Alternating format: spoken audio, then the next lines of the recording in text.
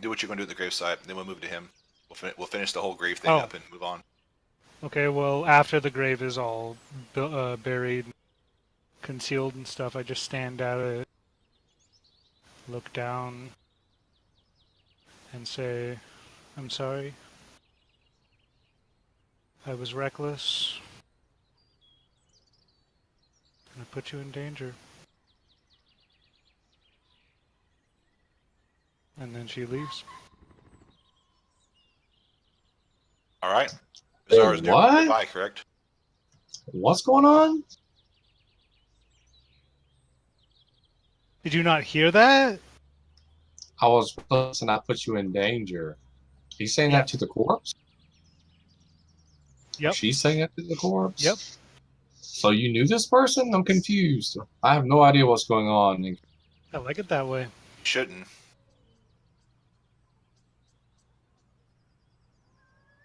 Also, I think Eldrick was there, wasn't he? He was trying to help I'm there. conceal.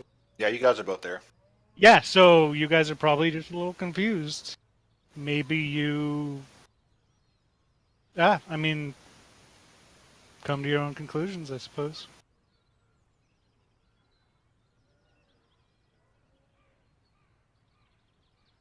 All right.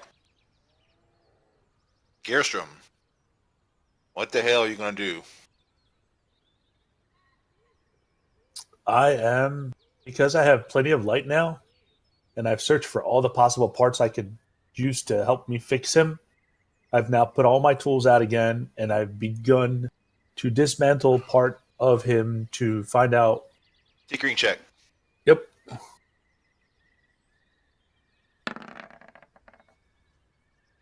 So, while they're off in the woods, it doesn't take you long. You don't have to dismantle hardly anything. You find a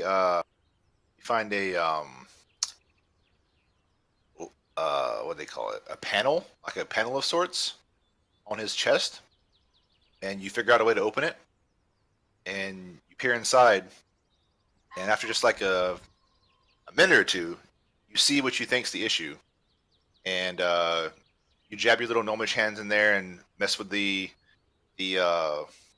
wiring slash tubing slash whatever it is. It is half magical, so you don't completely understand the way it works, but you do see a physical issue. So you repair it as best you can, and after you repair it, you hear before you can get your head out of the hole, you hear Slash say,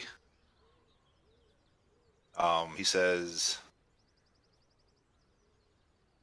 "Danger, power mode low, power mode low, rebooting. All panels must be shut." Let me get my head out of here. I remove my head from inside of him and I begin to put the panel back. Hopefully right. that'll help. All right, so you see the arcane light flicker in his eyes, and it's still low. It's not as bright as they were, but he looks at you, and he turns his head just enough to look at you, and says, "Time will be required for full self-diagnostic and complete reboot." Um, he his eyes kind of glance around, and he sees where he's at, and he's like, "Please leave me at this location. I will be fine." I can disguise you as a scarecrow. Inside of a barn. And about this time, his eyes flicker and go dim again. I guess that's a yes. I start to try to disguise him as a scarecrow. All right. About this time, you guys are all getting back to the. On the way back there, I'm taking notes about exactly everything Lana said at the grave because I find that very strange. And now I'm feeling like there's something about Lana that I should know that I don't know, and I'm very, very curious. Okay, sounds good. Is there anything special you're doing, or are you just like, she said brunch? Whoa! Yeah.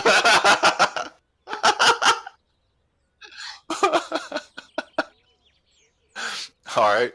Yeah, so you guys arrive and you see Gearstrom kind of standing in front of Slash and starting to move to get whatever it is he's going to do to cover him up. And, Gearstrom, you can fill them in on what happened if you would like. I think I fixed him. He said he has to reboot and power down. So he's going to stay here for a couple days. Oh, and he asked that I disguise him as a scarecrow. He's inside the barn. Why are you disguising him as a scarecrow? That was his request. I don't believe that. All right, Gearstrom, make a deception check.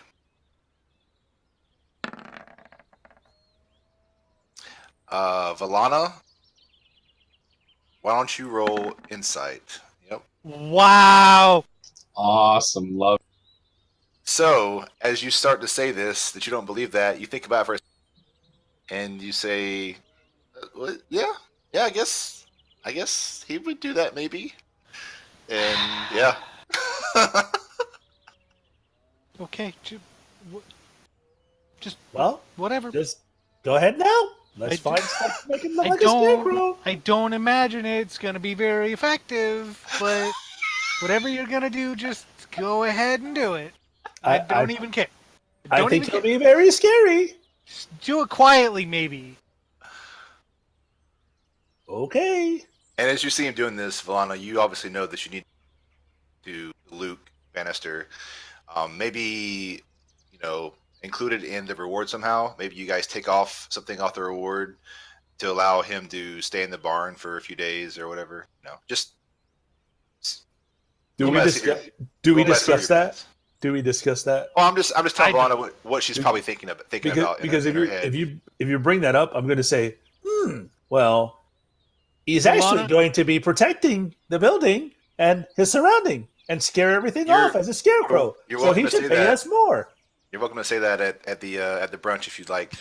Valana is also probably appearing fairly emotional at this point as well. Just like a woman. Yep, it was the... Damn it. All right, so... Seeing her emotions, Getting the goddamn seeing way. her emotions right now, I ask her, trying to put two and two together, possibly, assuming that they may or may not be linked, I try to ask her, did you know that Shade, female from the end?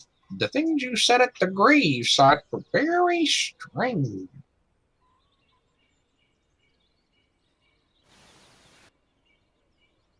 What gravesite? Never met her. Maybe I was...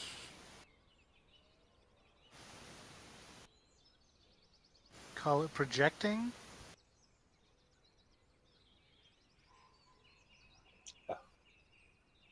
Yeah, I can do that with precipitation. Were you trying to communicate with her spirit?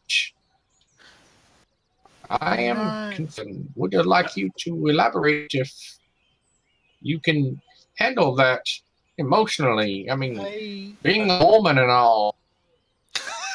I create a light show for Resurrect, so you can see prestidigitation at work. Oh. Just like... Make a performance check, Gearstrom.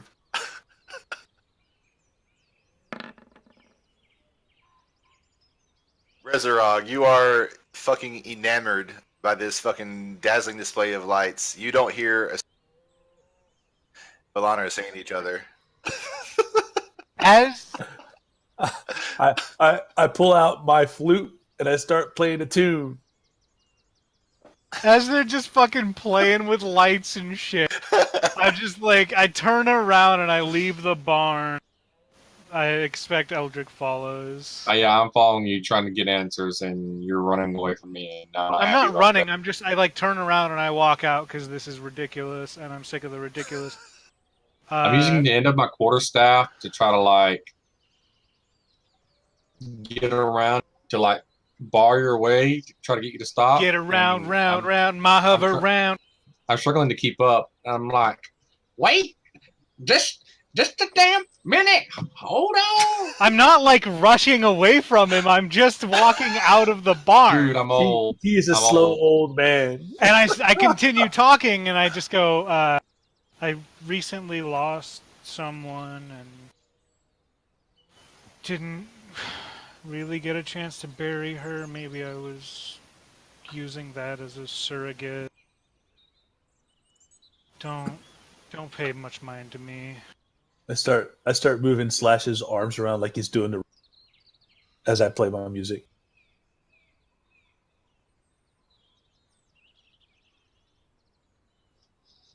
I see. I'm sorry I brought up old wounds. And he kind of like looks very, very awkward, and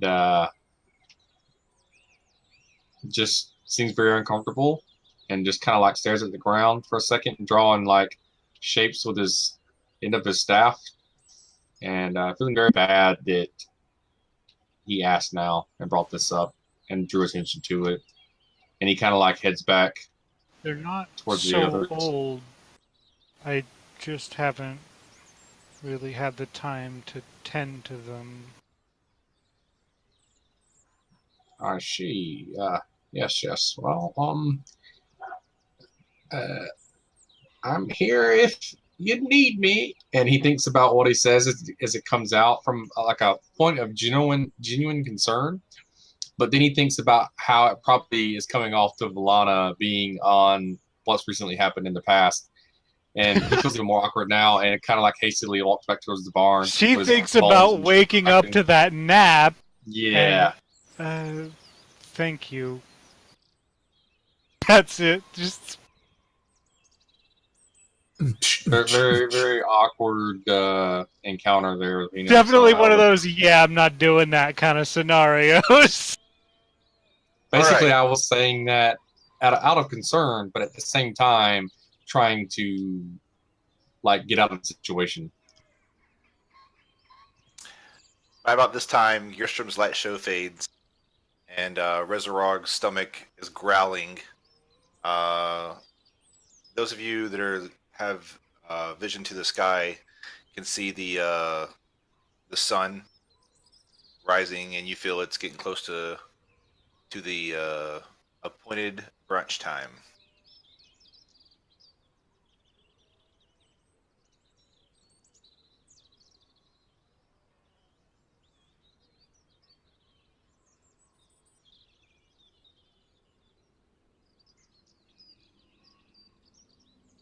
I pack up my things. I nod at him. He's looking at me to give recognition of what he's saying. I pack up my things. I'm careful to make sure I'm not leaving anything behind. And I begin heading in the direction of the house.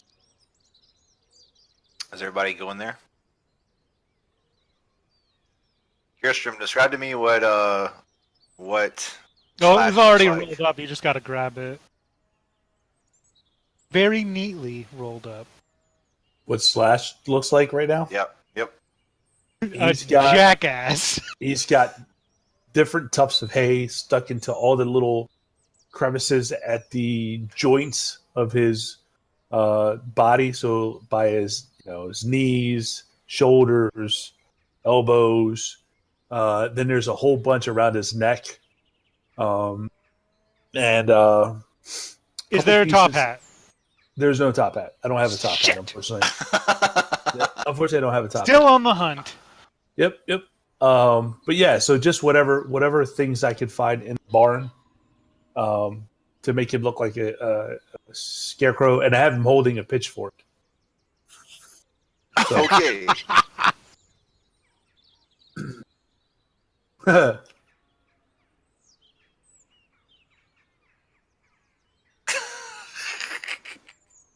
All right. So yeah, you guys reach the farmhouse. As you walk that way, you see clusters of men, farm hands working diligently, doing whatever it is they do on farms, whether it be harvesting vegetables or planting vegetables or tending to the cattle or whatever. There's hundreds of things to do daily on a farm. So yeah, so you guys arrive and you knock on the door, and Luke answers the door, and he's like, "Welcome, welcome. Come on in. Come on in." And you guys walk in. I'm assuming. I Yep. do. Yeah. So you walk in, and the farmhouse is really only like two large rooms. Looks like the room off to the right side is used as like bedrooms and things like that. It's like kind of like a big area with like several beds. But the main room you walk into is just like a huge like great room that they use for like cooking and uh, just several things. I mean, the house is pretty big, so this room is pretty large. Uh, but it's like a multi-purpose room, and you see the dinner table or the table down across the way, and it's a really big table. They're used to feeding a lot of people apparently. So it doesn't look like any of the workers are joining. It looks like it's just going to be you guys, and at the table you actually see Jeb sitting there like hungry, waiting for food to be served. And Sarah's like in the kitchen area, like getting everything ready and starting to take it to the table. And Luke just says, come on in, sit down at the table. We're about to have us a feast." And Sarah's bringing like biscuits and like eggs, scrambled eggs, like chickens, roasted chicken. I mean, she's got bacon and ham and all different kinds of stuff, and it looks delicious. And you guys sit down, and what do you do? uh, do you have honey? Um, she puts her finger. She's like, "Just a moment," and she goes over to the kitchen area and she grabs a. She brings it over to you, and sure enough, it's fresh honey. I start to pile a bunch of biscuits on a plate, and I dump all the honey on the biscuits and start devouring the sweet ass biscuits because I have a super sweet tooth. And anything else that I see that may be sweet. Oh, and I throw bacon in there too because why not?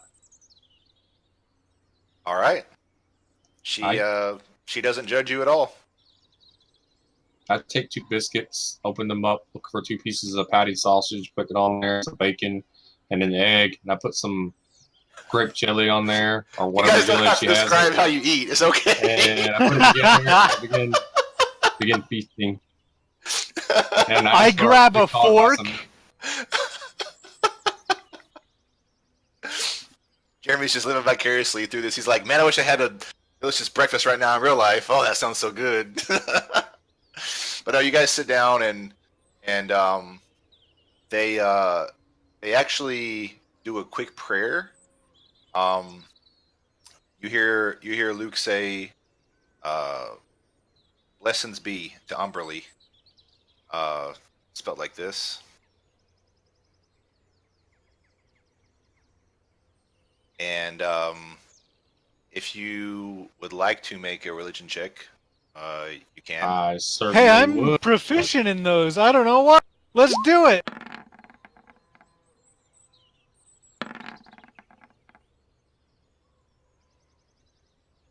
What's religion? Would you like to make one, Gerstrom? Okay. So Rezar, you think he said Umbersty or something? You have no idea.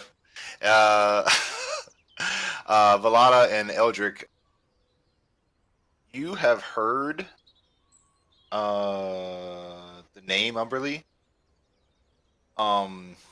Where you're from, it's more of a, as far as you know, a chaotic and even evil goddess.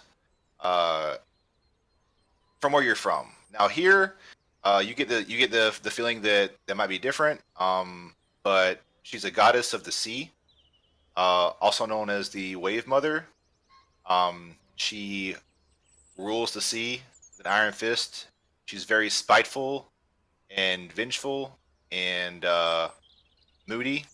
And if you don't please her, she can, um, you know, wipe you away very quickly. Um, with the inflection that they say the word Umberly, you can tell that they're probably more respectful and fearful of this goddess than actually like, you know, having like true like, what's the word? I don't know what the word is, but you know what I mean. Like they're very yeah. So Just like Poseidon with the ancient Greeks when they go on voyages and they lived in their coastal towns, things like that. yeah, exactly. This is a port.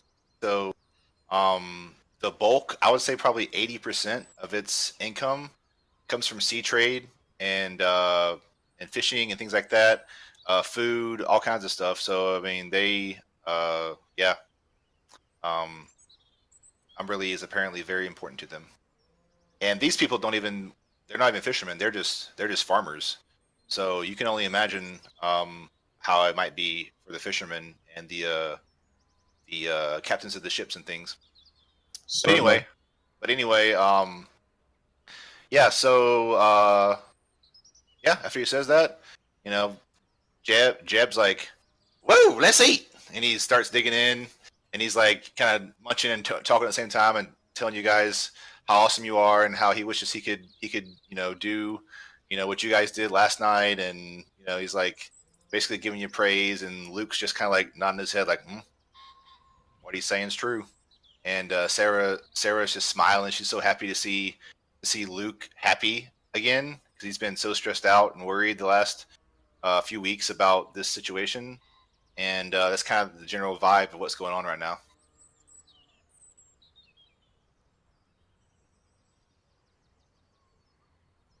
I'm just staying quiet while I'm eating, uh, for the most part.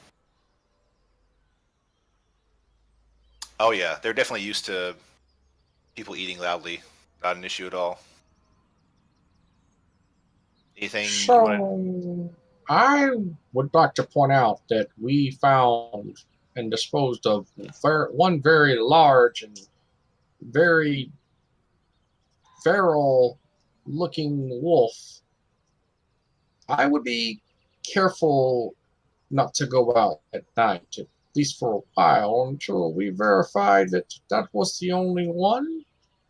May not be safe, you know. And, yeah. I start eating again very awkwardly. Luke says, "Yes, sir. Yes, sir. I will take that into consideration, and I don't plan on. Jeb here knows better too, and obviously, Sarah's going to stay inside. So our workers go home before the end of the day. They go home at uh, right before dusk. So no problems there. We'll make sure to stay safe for the time being, and hopefully we'll have no more attacks."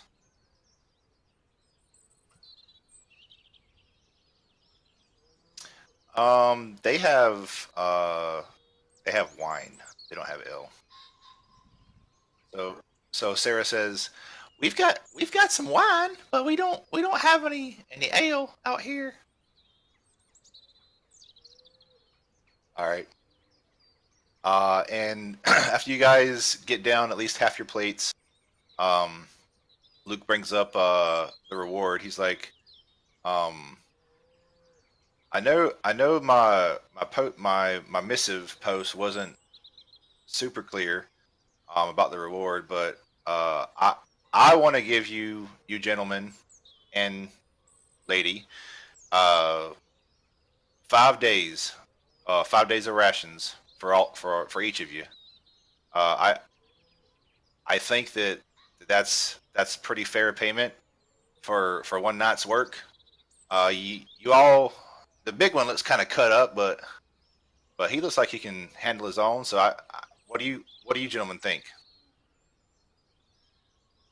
Uh, about that, do you remember our other companion, the slightly larger armored man? How could I forget? So he is a very unique creature. He's not. Oh, how do I say this? He's more of a mechanical being. He's had some issues last night.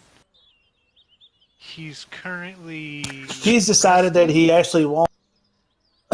he wants to. And then she goes back to eating. He wants to guard your barn. He's going to guard your barn, and we've disguised him as a scarecrow. So it's going to be. They're not going to know what he is. But he said that he doesn't need his rations, and you can give them to me. So that would mean I would get 10 rations because he doesn't need them, and he's going to protect your barn. So he may want payment for that too. Would that be agreeable? You want to say anything else, Falana, or is that all you want to say? I have resigned myself to not getting another word in edgewise. So Luke shifts his attention from Valana to Gearstrom, and he's like, "Well, I don't care about the rations. I'm giving you the rations, and you guys can split them up however you want. But I'm kind of confused. He wants to just stay in my barn." He's Well, he wants to stay there because if another creature shows up, he's going to scare it away. He's in kind of a dormant state. Recharging. Recharging. Was he injured? He may have been. I don't. This has never happened before. All right. Well, At I least mean, since I mean, I owe you folks a big debt. So as long as he doesn't mess anything up, and I mean, I don't know about paying him extra or nothing like that, but I guess he can stay in the barn for a while if he's on the mend. That's an old barn anyway. We don't mess with it a whole lot. He won't be a bother. All right. Well, it sounds like that's settled. This has been a very pleasant meal, Mrs. Sarah. If I do say so myself, and I certainly do, Well, thank you, dear. I Yes, do quickly. have one more thing to add, though.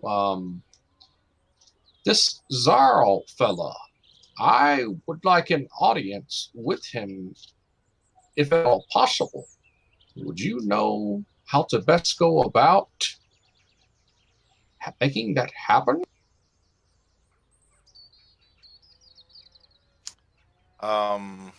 Luke looks at you for a minute, and let's see. What time is it? It's about 11. He says, well,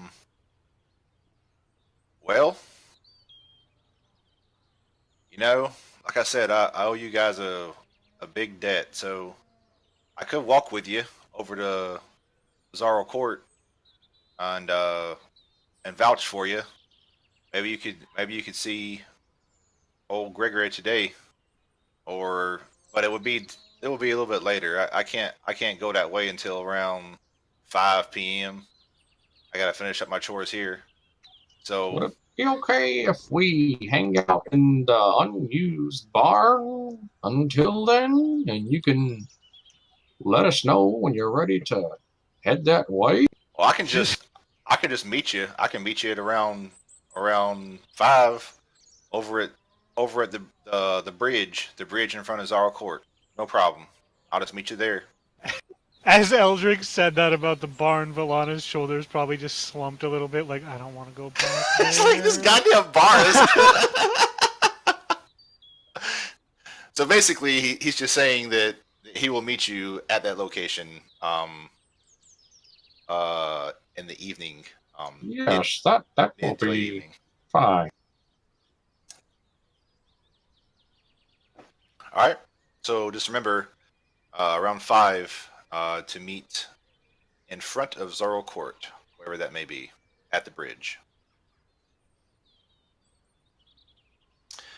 You gather that it is north.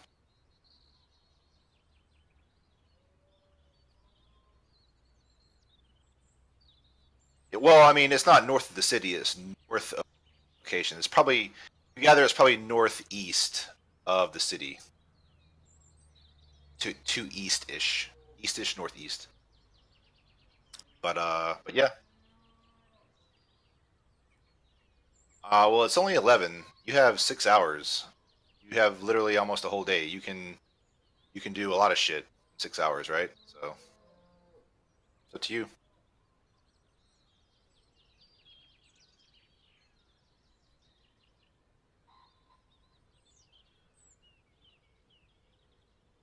At least observe. So as you guys finish up, he About he hands you Rezar. He hands you a large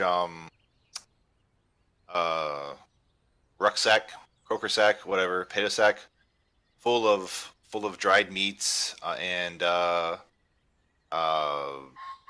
dried fish and other rations, maybe like potatoes and things. Just nothing spectacular, but definitely things that'll give you energy as as a small meal whenever you are out and about. So I mean, it's not gonna be the best tasting stuff, but it's gonna get the job done. Kind of like McDonald's. a potato sack full of 5 days worth of McDonald's.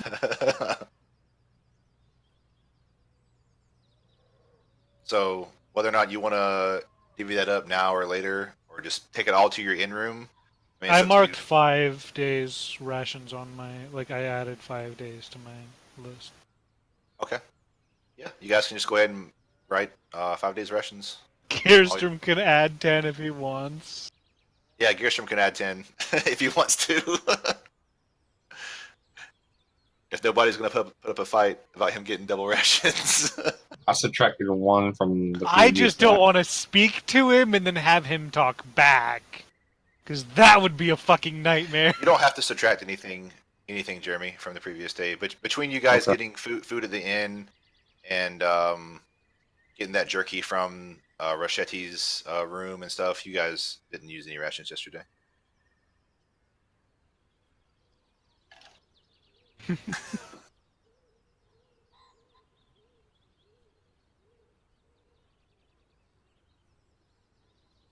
Maybe he's really into potatoes.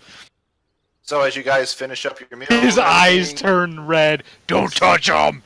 It's potatoes. you guys finish up your meals. You thank the Bannister family for their hospitality. You kind of look at Jeb with a judgment because he seems like an able-bodied young man that could have done more for this situation than what he did. Maybe. No judgment from me.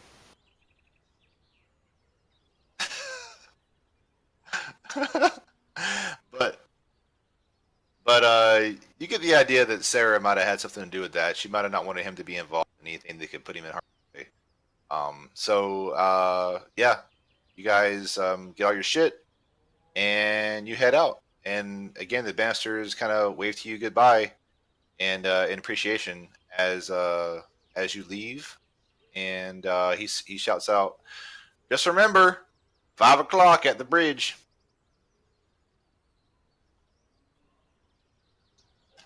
Thanks Yeah, again. we'll see you there.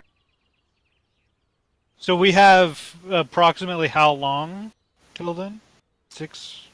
Approximately 6 hours, yeah. Okay. I mean, there's no real time necessarily, like exact time here. that you gather, I mean, they have like time dials and stuff like that, but for the most part, you can kind of look at the sun and kind of tell this time of year Yeah. about what time it is. I would kind of like to recover Slash's backpack. I imagine he carries some stuff around. I would Oh, like to. I just assumed you guys took whatever he had and kept it was going to keep it Yeah, safe, yeah. I was gonna take it and put it in my including his weapon, because you never know. No. Well, I mean, I wouldn't be carrying his weapon for sure. That would be up to probably I would Rezar, ask probably the only one Rezar that to can carry carry it. it if he would be willing to. Basically, I wouldn't leave anything on him because who knows, right? Yeah, that's the thing. I'm hesitant,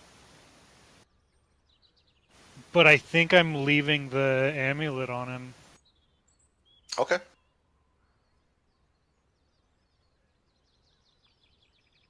Uh, Maybe if there's some way I could, like, hopefully or possibly conceal it, but I definitely want it to be near or on him, ideally.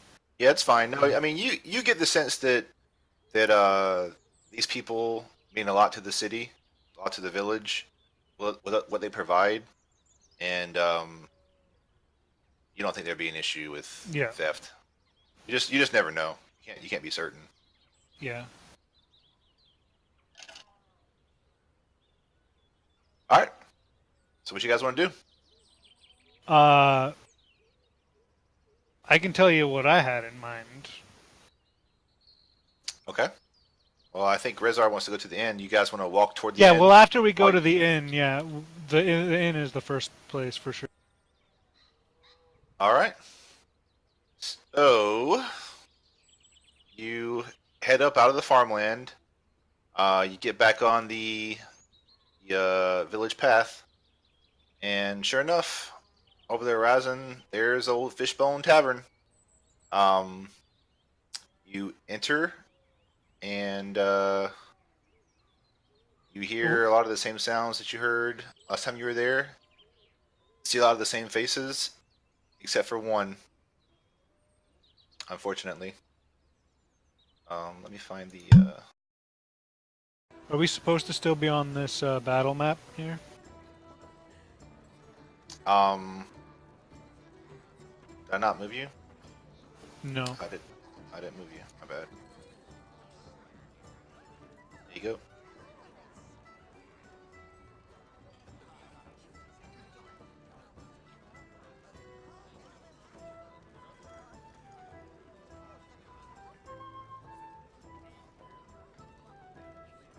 Anyone know where the hell we're supposed to be on this map?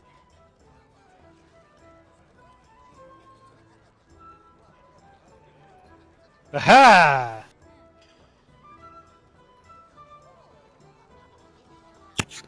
I want to explore the town while everyone's at the tavern. Possible. If anybody wants to come with me, they can feel free to come with me. I'm sure Rez, he's got other things on his mind, but I'd like to.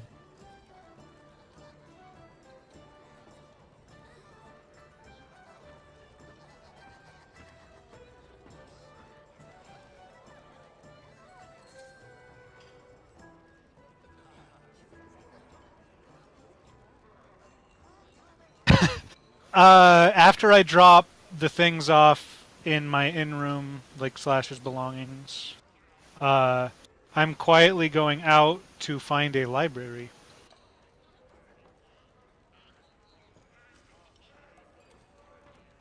Probably this, like, similar to the mall. Uh, I would say it's not no more than 10 pounds. Just I'm for also trying 6 to pounds. inquire about a place of possible knowledge and learning in the area, or if there's anyone around that is a master of lore in this land that would likely know things that your average citizens would not. And if so, where they can be found and when I can talk to them. While also keeping an eye and ear out and asking around for Sir Rillion and the hunting party that apparently reported some strange things about a keep to the southeast. If I could locate any of that or any of those individuals, and whatever manner of fashion, choose to do so, DM. Okay, so Gershom, you said you wanted to explore the town. Would you be happy just following Eldrick and Valana out looking for a library-ish area? Yeah, that's fine. I'm in search for a tinker shop or somewhere where I can work on my arrows. Um, Whether I need to rent space or whatever it may be. and okay, sure. Rezar, what are you doing again? Gonna chill at the inn? All right. Valana, are you fine with Eldritch and Gearstrom going with you, or are you trying to specifically go by yourself? I mean, she's not gonna mention where she's going or anything, but is kind of First of going all, out that way. you guys need to ask somebody where to go because you guys have no idea unless you just want to walk Yeah, around randomly. so I imagine Eldrick is probably asking in the tavern, and after hearing that, Mhm. I would just accompany him if he's Okay, trying to Eldrick, find a place of you walk lore. up to the tavern keeper, Tasha, and you ask her.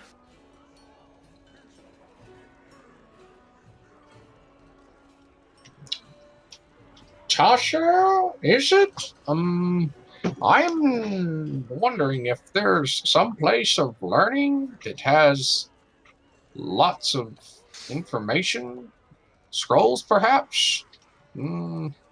Is there anything like that in this town? Possibly. Well, I don't know about scrolls and that kind of stuff, but there's I think Lord Zarl has a library at Zarl Court. And is that library open to the public in this Zarl court? Do you speak of? Oh, not that I know of. I've never been there myself, but uh, usually you have to have permission to visit that area. And again with the Zarl fellow. Seems I'll have to wait. And I ask her, I'll say, I've heard mention of a Sir Rillion. Do you know where I may be able to find him? Or the hunting party that had strange reports from the south? Um, so the hunting party, first of all, let's see here.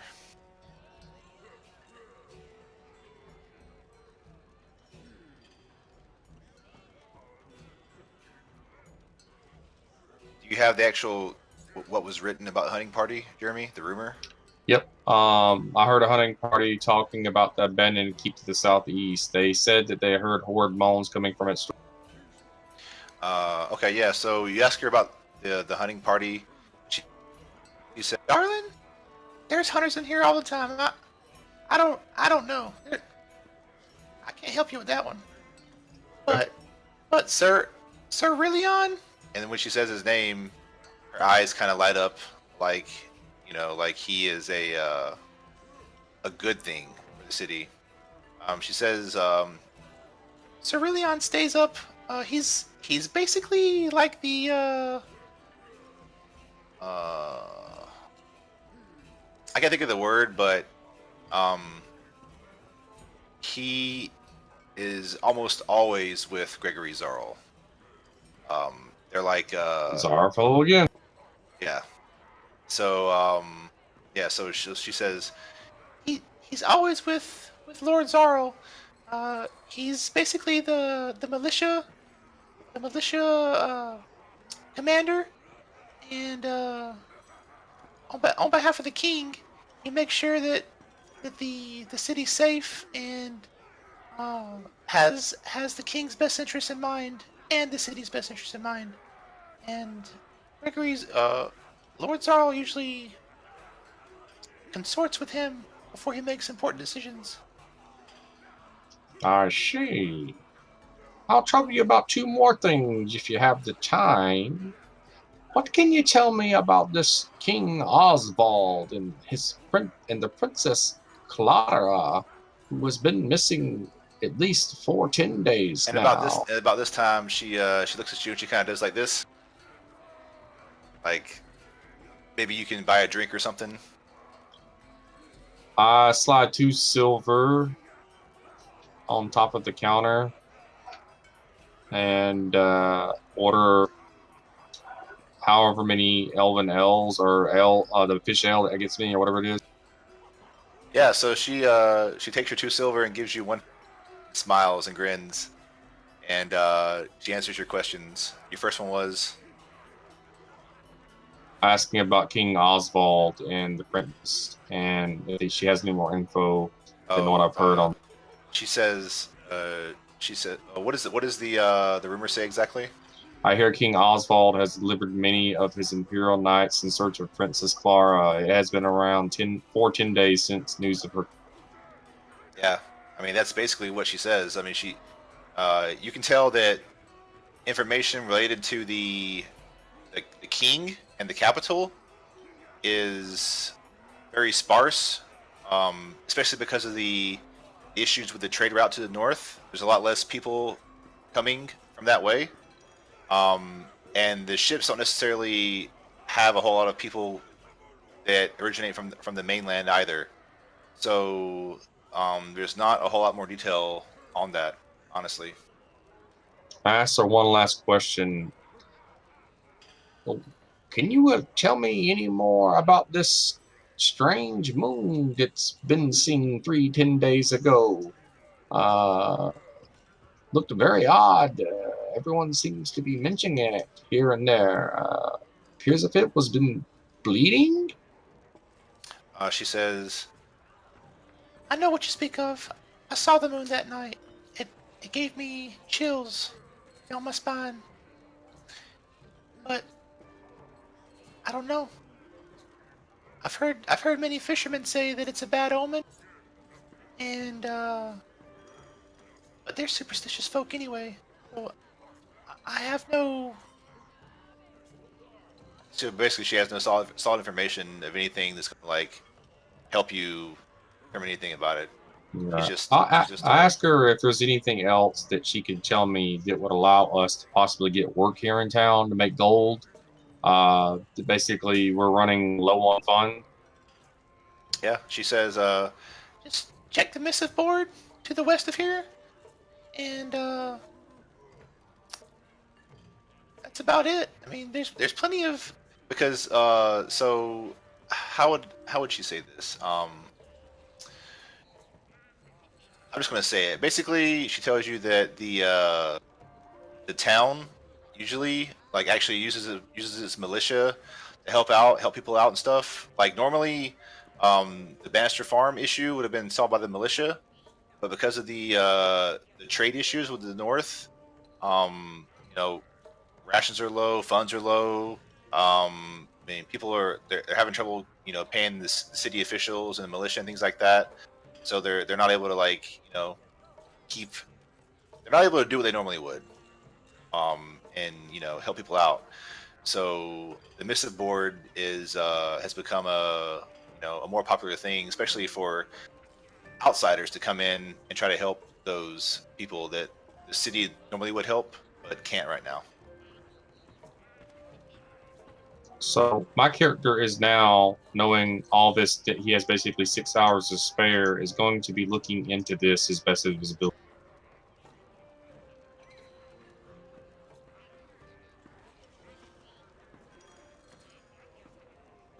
Okay, then you want to ask her about Traveler's Rest? Yes. And anything that's related to this CP fellow or who. Uh, yeah. So you asking? Okay, so basically, you ask about Traveler's Rest, and she says, "Traveler's Rest is the village graveyard. It's on the other side of the Temple of Umberly. Uh, they're right on the coastal cliff." And she says it's basically to the south of the tavern. And she says, as far as CP, I don't think I was working whenever he checked in. I don't remember his face. I'm sorry. And she alludes that she has him on register, but give you information straight up about it, unless because apparently there's like a note that he left with her. I mean, you don't know this, but you kind of gather this that unless you have certain information or certain things that he doesn't want to be disturbed. So, with that being said, I turn to the others that can hear me without me having to yell, and I inform them that I'm headed to this Traveler's Rest graveyard south of the inn and investigating uh, in detail as best I can with the time I have, the location, and trying to locate possible clues of whereabouts to this lost pendant, if that's something that's possible. Okay. Everybody else, what's y'all's words on this? So he's going out to find a pendant like on his own right now. Well, I'm he's talking to letting you. everyone know that I would like to do that and seeing what your responses are.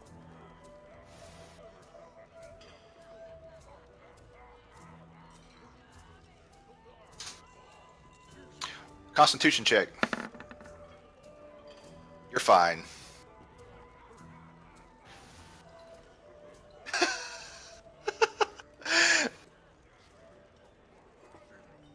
You're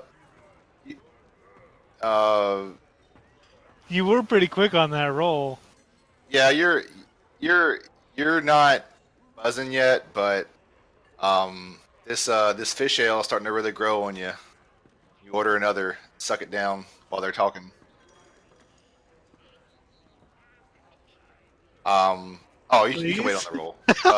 Gearstrom and Valana, what do you guys have to say about Eldrick's proposal? I was hoping to find somewhere to do some research. Yes, I talked with her about that. I just don't think that that's possible They, until we meet with Zara. everybody heard the conversation, by the way, Yeah. between him and her and Tasha. So you guys get the idea that as far as those types of things go, like that might all be answered in the evening, the early evening, whenever you hopefully are able to get an audience with Gregory Zarl. I suppose we could comb the beaches for a while. So basically, out of character, it's either we look into this pendant, or we try to find this girl's cat, or we just roam around town and hopefully we don't get in trouble. And until 5 or whatever. Oh yeah, as we're going towards going to look for the pendant, I want to keep an eye out for that cat too. Oh yeah, me All right. too. Certainly, if I see a cat, I'm going to be Noted. Okay, cool. So, Rezar, you've slammed down 2 more L's in the town that they've finished discussing. Roll me another Constitution save. Can I have disadvantage? wow. This guy's a You are saint. literally getting more sober by the minute. This ale is boring.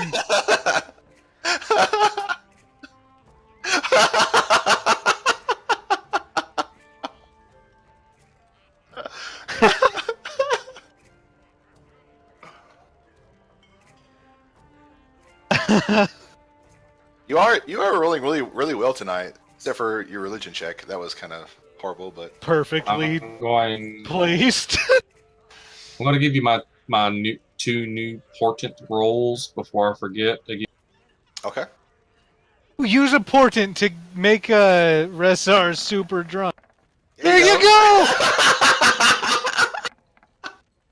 There you go, 2 and a 5. All right. Just make sure you write them down. Got it right here.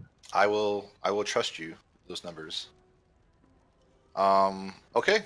Yeah, so I'm assuming you guys put whatever belongings you want to keep here in your rooms under lock and key, or not, up to you. But you make sure that you have everything ready, and you head out to find this graveyard. So Oh, I check the missive board as I go by it to make sure new postings have been. Yeah, I check it as well. okay, yeah, you both go to the missive board, and when you get there, Valana, you notice that your note is gone.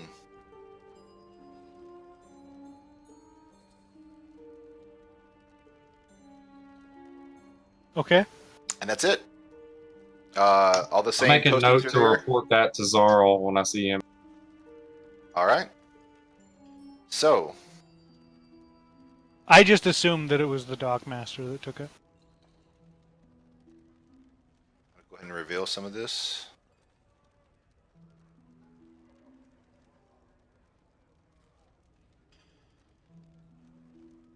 Okay, so you guys see a path to the west and the east, and it's your decision. Which one would you like to go down to get to We're the closer graveyard? to this one.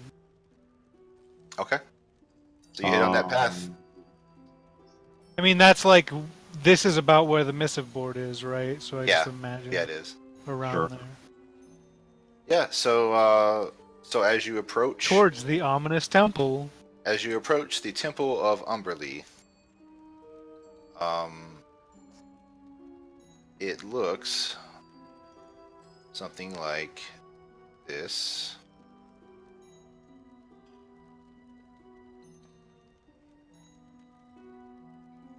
And other than that, you don't see any outside of it. You don't see any priests or anything. You don't hear anything inside of it. Just walking by, you don't. Do you want to investigate, or do you want to continue to the graveyard?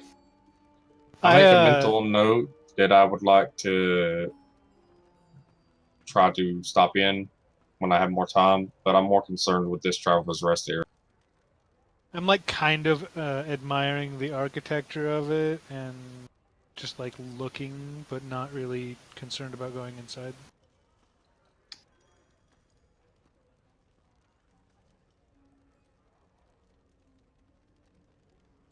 Okay.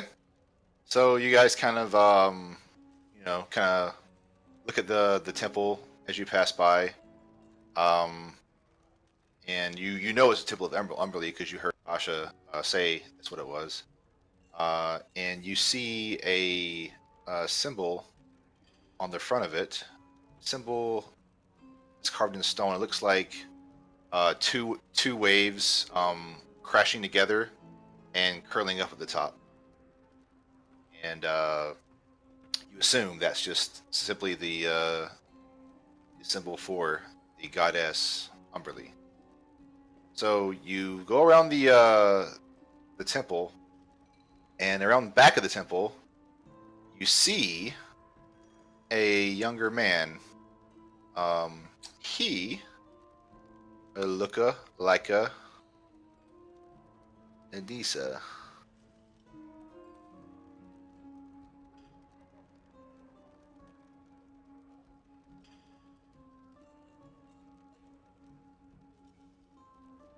And he kind of looks at you as you walk by on the road. Would you like to say anything to him, or would you like to just simply continue walking? How, young man? How goes the day? He looks at you happily, and he waves, and he's like, "Hey there, old timer. Just doing temple chores. It's what us initiates have to do." I see. And he just starts Good. like, whatever it is he's doing, he keeps like doing it like vigorously, he's born to do that. He's born to clean off the stonework. Can you tell me anything about this Traveler's Rest and where one might have possibly lost some items. Does the temple have a lost and found, possibly? He kind of chuckles and he's like, I don't know anything about that, but the graveyard's right over there. And he points to the south, and you guys can see from your vantage point, you can definitely see the graveyard area. It's pretty large. Real quick, Um, can I roll an insight to get a feel for this guy? I believe him to be evil because of his hair. certainly.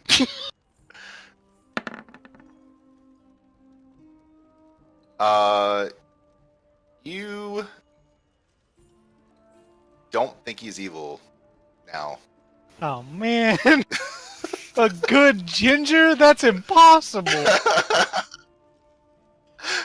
Do it. So yeah, he points over. You guys look over. You see the graveyard. It's a pretty big graveyard. I mean, you don't know the exact numbers, but you estimate the village probably has uh 2,000 people ish, and only one graveyard, so it's pretty big. So yeah. Would you like to continue, Eldrick? I head to the location best described by this missive, this post on the missive board, and just begin trying to investigate and perceive as best I can for this pendant that I may not find before 5 o'clock. All right. So as you approach the graveyard, and it's only been like 30 minutes. I mean, this is you guys have gotten to the area pretty quickly. It's probably not even noon yet. So as you guys approach, the sound of the town fades, and you don't really hear anything. You don't hear birds chirping. You don't hear children playing. Um, you hear the occasional coastal breeze, and that's really about it. As you get closer and closer to Gloomy. the Traveler's Rest graveyard. So you're right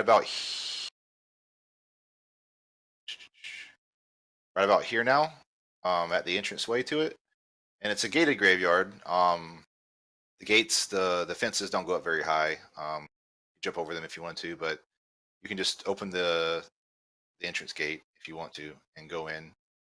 And Yeah, you I'm know, not climbing a fence. yeah, you just assume that you know I best thing you probably can wait do. for someone else to open the gates. The best thing you Well, can do is just I'm go not in trying and to go look around. in. I'm trying to go to the location of this possible pendant. He said to the south near the That coastal sounded. area behind it. Yeah, it sounded like it was going to be on the beach or something. Okay. As they're So as you all so as you guys walk around, go ahead, Gerstrom. as they're all contemplating all that, are these over here where I'm peeking? Are those hills or those? Yeah, those are rocky mounds and hills, basically just geographical things from the coast. Yeah, I'll start searching over there for whatever it is we're looking. I'll accompany Rezar. Okay, so Gerstrom's looking here-ish. Rezar and Valana are now about here, and Eldrick is revealed this area for Eldrick.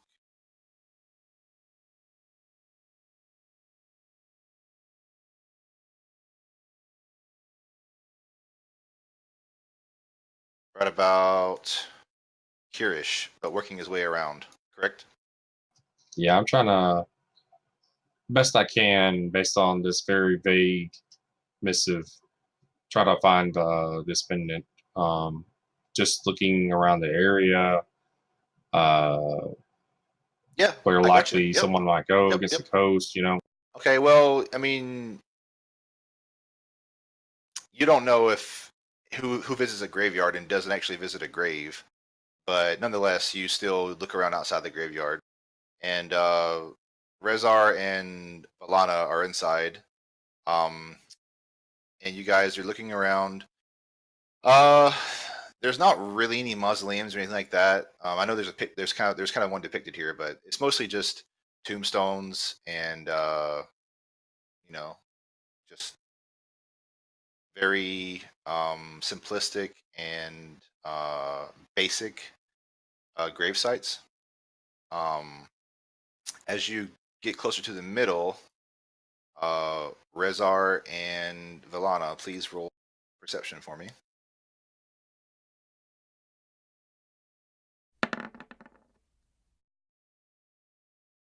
Wow. That What really in the just world? happened! Wow! Okay, well, I was going to do this differently, but since you rolled 2 fucking natural 20s, so you guys look ahead to right about here, Oh, look! and you see an area in the graveyard where it appears it's not level. It looks like it's sunken down in a large area, um, like it's maybe either the beginnings of a sinkhole or um, possibly something underneath the graveyard is opened up and dirt and things have spilled down. But regardless, it looks like the dirt is moving down that area. Not enough that if you walk on it, it's gonna it's gonna fall or anything like that. But there's definitely a depression, a large depression in that area. And as you both look past that area, you see a tail, a gray tail, and you hear a meow. And let's see here. Let's reveal this.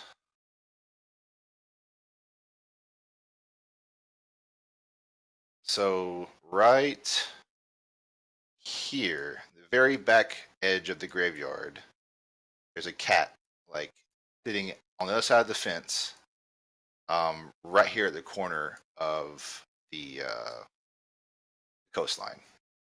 And it's a gray cat, and you can even see a collar on it from this distance because you are apparently 2 fucking eagles with your sight. And yeah, so that's what just happened. Okay, I would like to gently approach the kitty. Okay. You're trying to gently approach a cat with Rezar right next to you. Stay back, we don't want you intimidating this.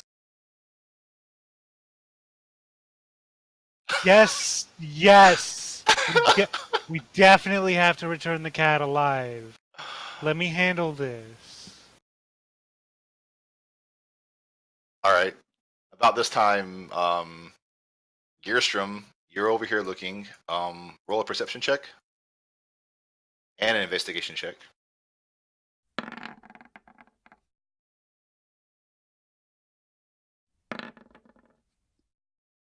So you're over here looking. You honestly, you don't even see any like um uh travel uh travel path. Like you don't see anywhere where anybody has walked in this area in a long. There's no path. There's no nothing. You start to get the sense that there's probably nothing over in this area. But you can continue to look if you would like. No, I'll head over to where else went. Okay, so you're making your way this way. Um, Eldrick, roll me perception and investigation as well, please.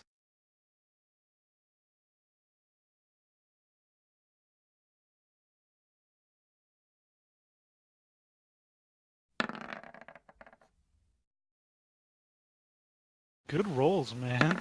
Damn. So Eldrick, about the same time that you don't know this, but at the same time Rezar and Alana see this cat, you also see it up ahead, right about here.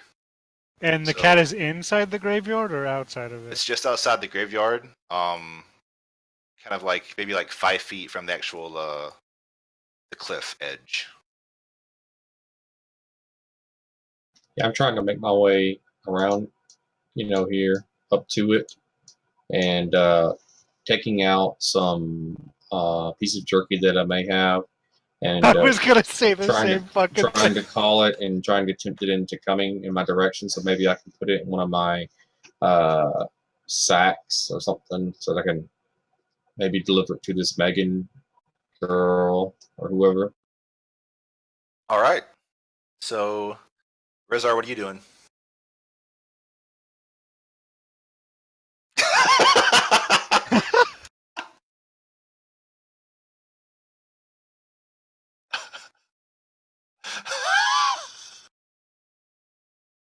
Well, spearing it might be a good idea, actually. We'll put that in the back pocket for now. All right. Gearstrom. Perfect. Excellent. Gearstrom, roll perception for me.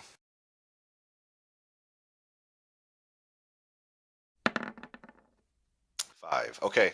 So you've moved on to about right here now, Gearstrom, approaching the cat, but you don't see the cat yet. You're still moving south in this direction along the gate. You do see Rezar over here. You don't see Valana or Eldrick. Would you like to continue to move to the south, or is there something specific you want to do? I'll start walking towards Rezar if I can get there, unless there's a fence in the way. Yeah, you find a spot in the fence that's missing an iron bar. You can just like pop right through, no problem. And as you do, you see Valana sneaking this way. And so right now it's Eldrick here, Valana here, and Both creeping up with jerky in hand. about this time about this time you both see each other. What do you do?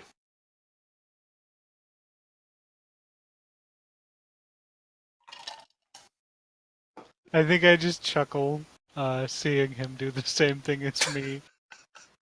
I nod and kind of like wink over at her and keep doing what I'm doing. Same. Okay, so you inch closer. You're now about 15 feet away, maybe 20. You're fine. You're maybe 20 feet away from the cat's general location. It's just kind of like sitting there, like licking its paw, like not really paying you guys too much mind. Maybe it hasn't noticed you. Maybe it has. You don't know. Would you like to continue to move forward? Yeah, trying to seem as peaceful and as less threatening as possible, and as inviting, and like I'm trying to give it loves and food and Okay. So you both approach. You're now probably around 10 feet away from the cat, and it looks up at both of you, and it jumps off the ledge, literally, and you guys lose sight of it. What do you do? I run over to the ledge and look down to see what I see. Can I get across, like, over this fence? Yes, it's not that big of a deal. It might take you a minute, but you can get over it. Yeah, I do that, and I just, like, want to look down and see if I... Yeah, so as you both arrive at the area, Eldrick gets there first. He looks down, and the cat is just kind of like sitting on an embankment below, kind of just like moving farther down, like very gracefully, like no issues. This is what you see, though, beyond the cat. You see a cave mouth. I immediately call it to the others and reveal to them verbally what I feel I have discovered, and begin trying to pull out my rope to safely as possible descend, and calling them to basically do the same. Okay. So yeah, so everybody should be able to hear him calling out. Assuming you all head over to the edge. How would you like to continue? While the cat made it look easy, hopping down from one small rocky outcropping to another, um, it looks How far down? pretty difficult. Uh, about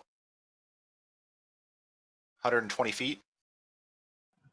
So 50 foot's not going to cut it. I'll wait till everyone else gets there to decide what we're going to do as a group, because I grab the end of his rope and the end of my rope and start like trying to tie them together.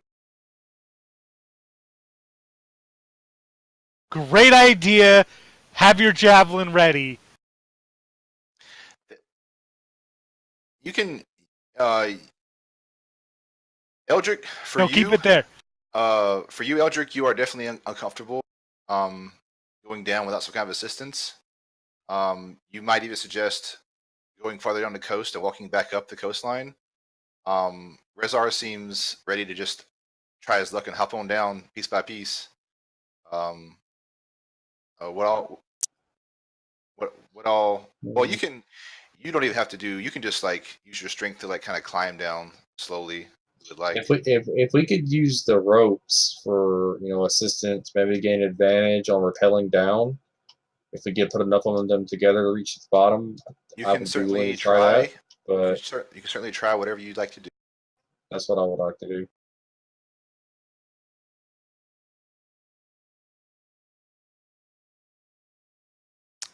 You can certainly try to catch the cat as you get farther down if you would like to.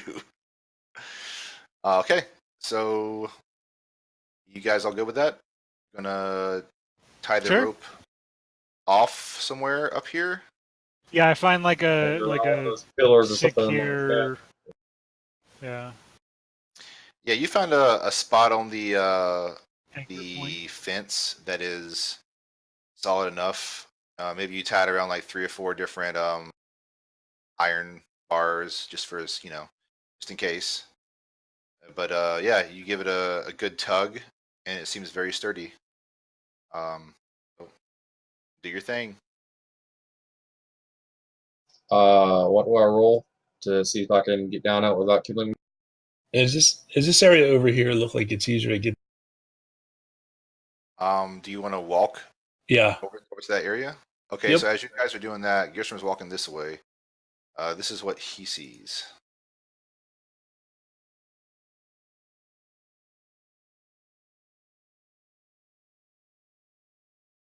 Huh.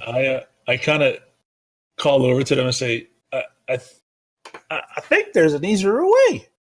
Yep. As soon as I hear that, I stop immediately and try to follow. Okay, I do the same. Collecting my rope as well. are all you guys doing the same thing? Heading toward Gerstrom?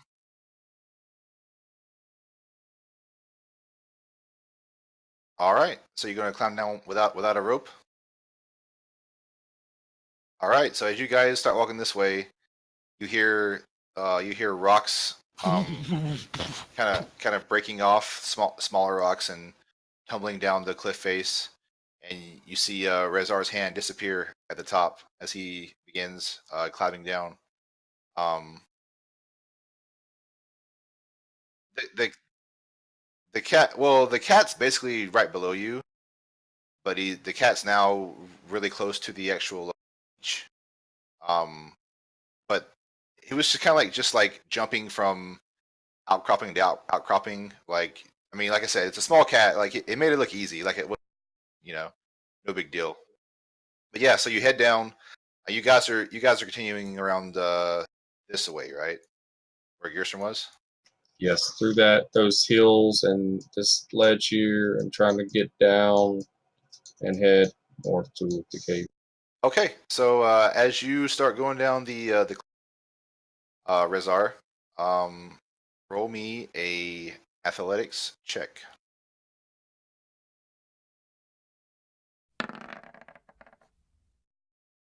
All right, Damn. so you dig your hands in, um, really tightly into this rocky face.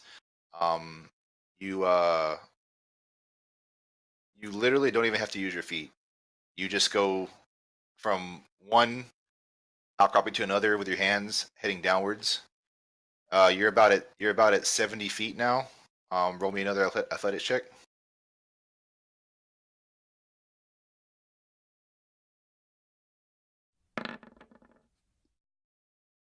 As you get about halfway, your arms start to tire a little bit, and your grasp loosens some. You have to use your feet now. You're not quite as badass as what you thought, but you haven't fallen yet, and continue downward, and you hit the beach safely, and you see down the way over here, right about here probably, the rest of the group walking up. And by the way, your distraction midway, you took your eyes off the cat and you no longer see it.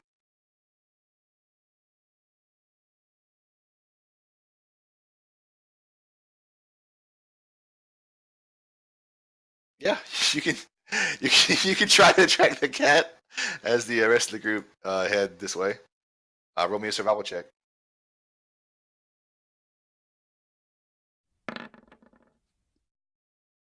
Um, with if the cat had been running on the beach area, you could pick up the tracks easily. But it looks like it might have stayed to the rockier components, and you don't immediately see any signs of. Can I try to spot it out? Can you try to what? Spot the cat? Yeah, sure. Perception or investigation? Perception.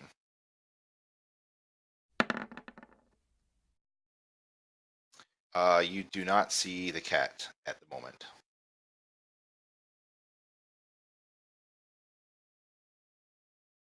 All right, so you guys are all met back up right here. What'd you like to do?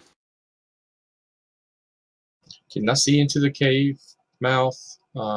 Any distance? How tall is it? Wide? Do I hear Well, anything? Do I smell it's got anything? it's actually kind of hidden from the coast. It's got a large set of like hills and mounds and rocks and things covering up most of it. You have to walk around that mound to kind of get to it. When you actually get to it, it's probably the mouth of it's probably about 10 feet wide and about 15 feet tall, something like that. Does it look well traveled? No. Does it look Um, traveled at all? you can roll a survival check to see. Survival?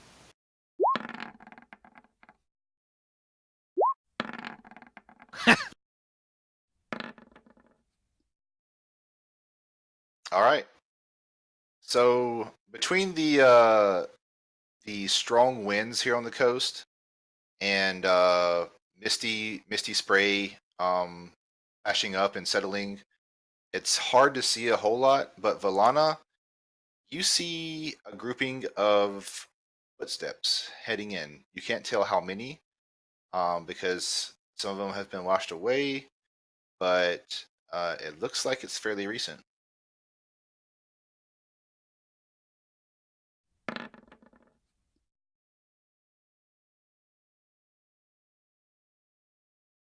Well, where you're at now, if the cat can literally, like, if he wants to get back up on any of these outcroppings, you wouldn't be able to see it from your angle. So he could be right above your head. You wouldn't. With my 13 perception, do I smell or hear anything or see anything in this cave mouth? Nothing but coastal smells and sounds at the moment. You guys want to go in? I move behind everyone else and say, we should probably investigate. The cat could be in there, after all. There've been people here recently. Perhaps it was the person who lost the pendant. We can ask them if they saw the cat. And we can ask if they saw the cat. I cast mage armor on myself before I head in, behind everyone else.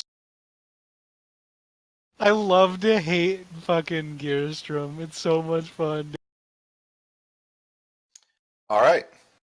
So, entering the cave, the sea wind carries a bit of salty mist into the cavern, which swirls and dissipates with you as you reach the widened and hollowed room-like area within. It is dark, and just as you are thinking of lighting a torch, you notice at least 70 feet away across the puddled cavern, there are several already lit.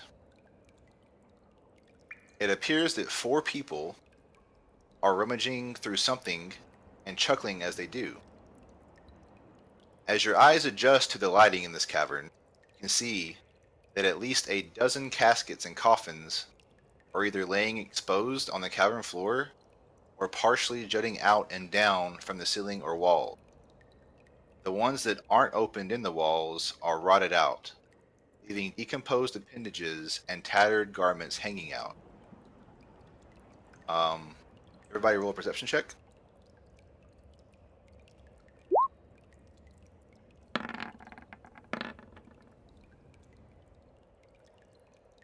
So, Rezar and Valana and Eldrick.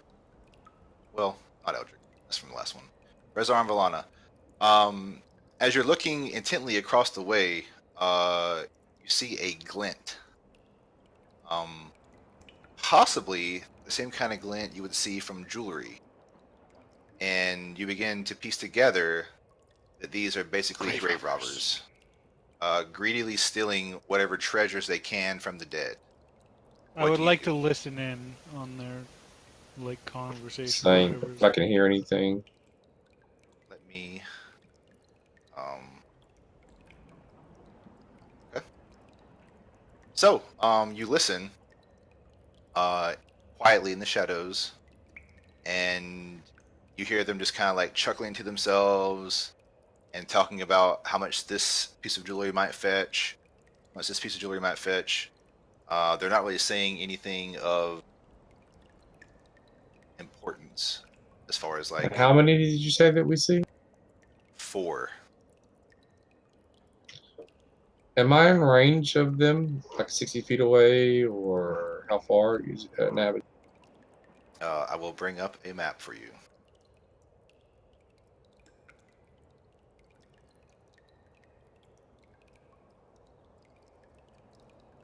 Just a moment.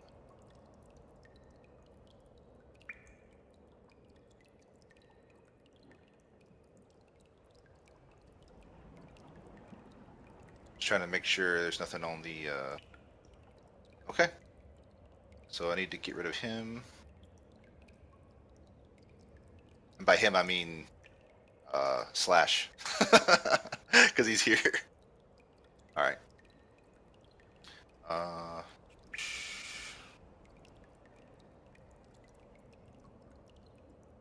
okay. Move you guys over.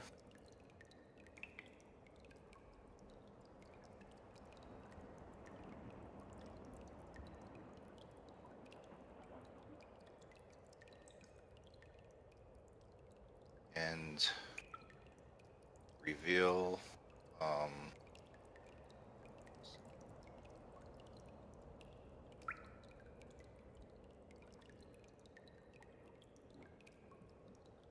All right. See those 4 guys? Yep. Okay. So you see those 4 men-ish maybe. You're not really sure what race, even what sex they are, but you can definitely tell they're humanoid figures. And yeah, what do you do? How I deep is try to this water? stealthily get as close as possible. What was that, Zach? How deep is the water? You do not know. Okay. Yeah, I try to Especially, stealthily get it especially without light. here without getting into the water. As close as I can get to them without getting in the water. Okay, move your character where you would like to move him. And I would also like everybody to roll stealth checks.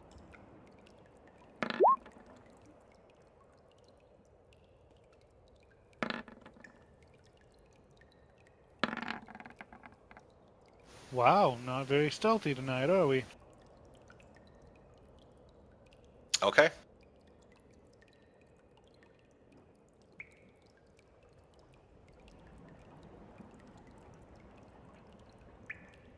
It's your guys' show. What you want to do?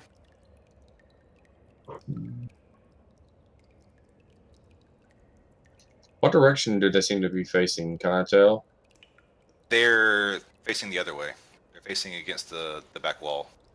All right, I want You to. think they are. I want to try to get as close as I can without knowing that I'm making noise. Does that make sense? I want to try to be super quiet and get in range so that I can basically cast a spell that will be centered right about in that area. So, Yeah, you can get. I mean, are you gonna start to move into the water? uh, I look down into the water to try to see if it looks safe, and then begin to try to slowly move forward if I don't see anything that would deter me from doing so. Okay. Yeah, you can slowly move. All right. If I get within range, I would like. It says it's a 90-foot range. Um, creatures within 20 feet of each other. I would like to cast sleep as quietly as possible, like trying to mutter underneath my breath, and have it basically try and hit all. Okay.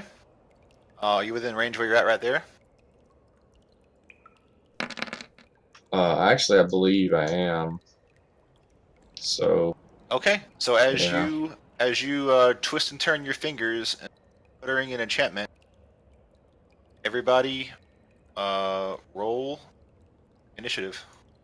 I didn't mean for that to roll yet. I was just trying to link the spell, but well,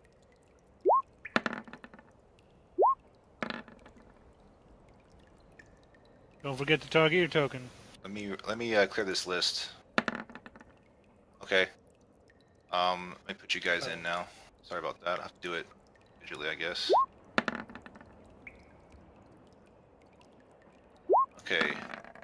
Uh, Jeremy, how do I just add somebody to the order? right click, add a turn. Okay, so Gearstrom.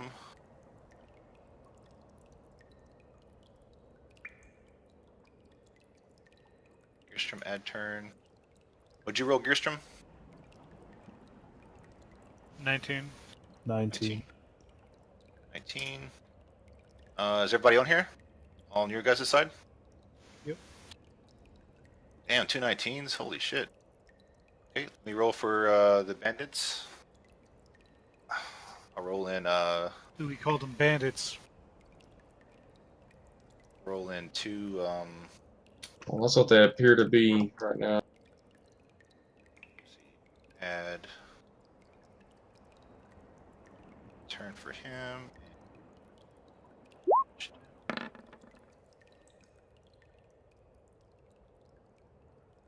All right. So can I re-roll my sleep roll since I didn't intend for that to happen? Sure. So I'm gonna add him and him.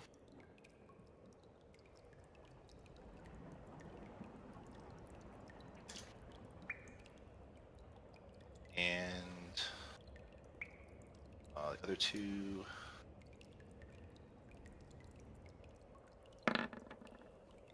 Holy shit.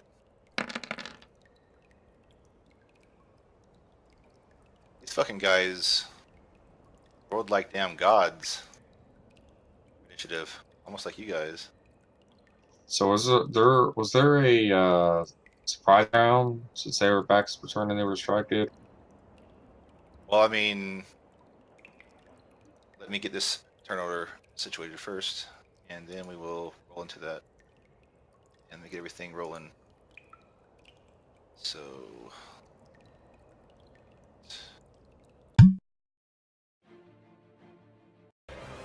Okay. So. Listen.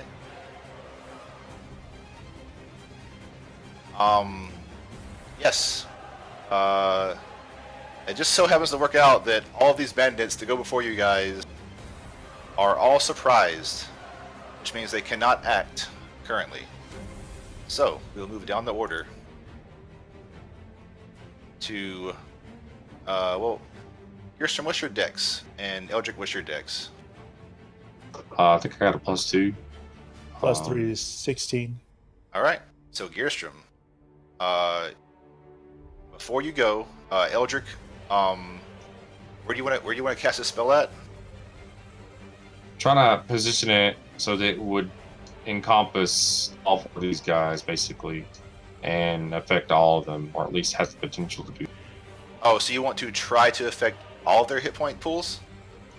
Yeah, like I want to just cast it on all of them, and whatever ones fall asleep, fall asleep. If none do, then whatever. You know, it starts with the lowest and This goes up one's into the not 27. within Is 20 it? feet. Is it? Is it not? I'm reading the spell. 20-foot Just, radius, isn't it? No, it's not a radius. It's just within 20 feet. Then, if that's the case, I cast it on these three. Well, is it? I mean, is it an actual AOE though? Is what I'm asking. Creatures So within 20 feet of a point. So, like, if I put that point on him, these are within range of it. They all three basically. What you do is you take 27 hit points, subtract the hit points of one of them from that number. The lowest first. Yeah, lowest first, and then the next one you do the same until you run out of hit points from the sleep spell. Okay, so I'm going to say that you want to describe this action, Jeremy, or Yeah, sure.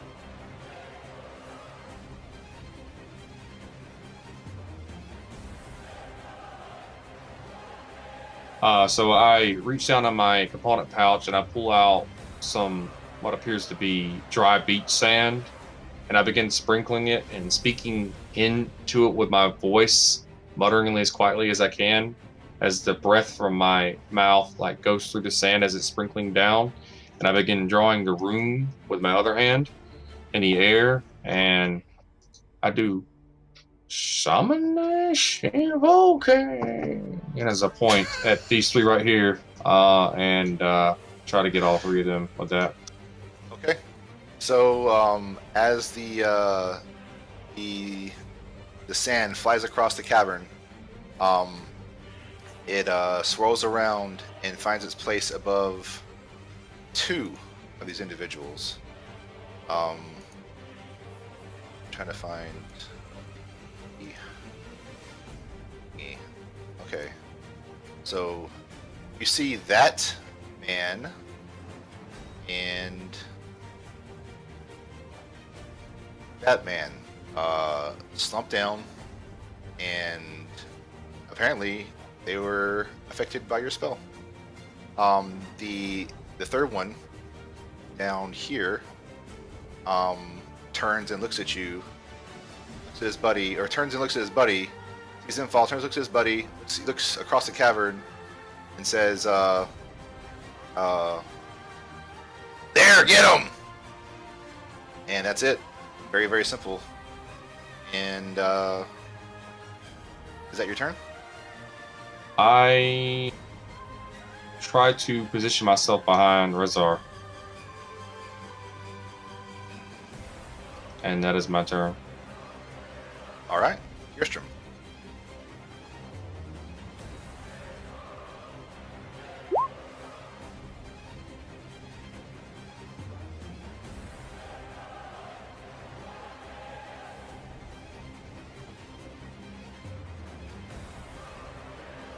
I'm not sure why I didn't roll the actual 5d8, but let's see what's going on here.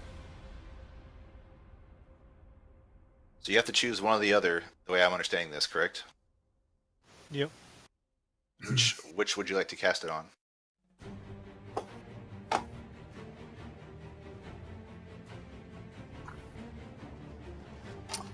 I'm gonna get the third one that spoke.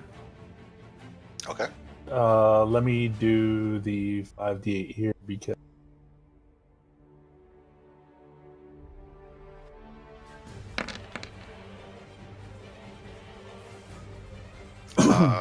Yeah. So, would you like to say anything, or would you like me to continue? nope. As far as your spell You goes. can continue, and then I'm going to actually. Okay, so as you cast your spell, you notice this guy also crumple down to a prone position.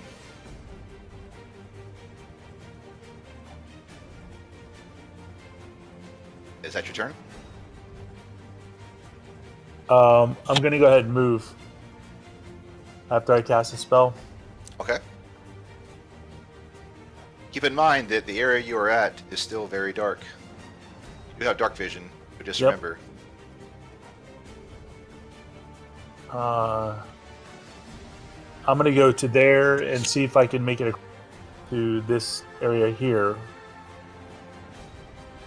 And if I feel confident that I can make it across the jump over Where did you start at? here, Your location. there. Okay, so I'm gonna say you can only get, because of difficult terrain, right about here-ish, the square. Alright. I'm gonna stay behind the. I'm assuming that's some sort of either a stalagmite or something. Yeah, some kind of cave structure for sure. Okay. Yeah, I'll stay behind it. Okay. You have to do anything else in your turn? That's it. All right. Just attempt to duck behind it, but I can't use the hide action, so. Okay. Alana. I just yell out, "You should put back the things you stole and leave." And that's all I do.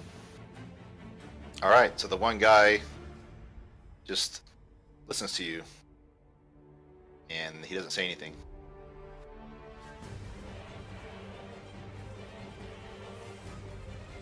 Would you like to move, or would you like to stay where you're at? That's all I'm doing. That's Okay. Gotcha. Moving on to Rezar.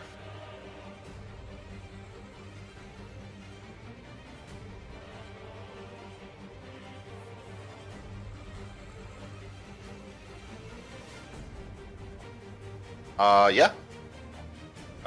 Go for it.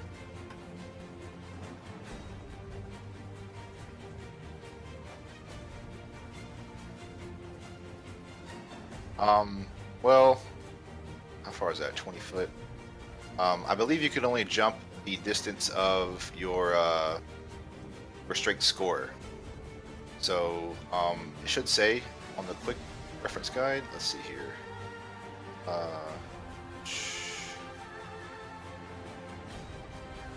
yeah. So if he gets a 10-foot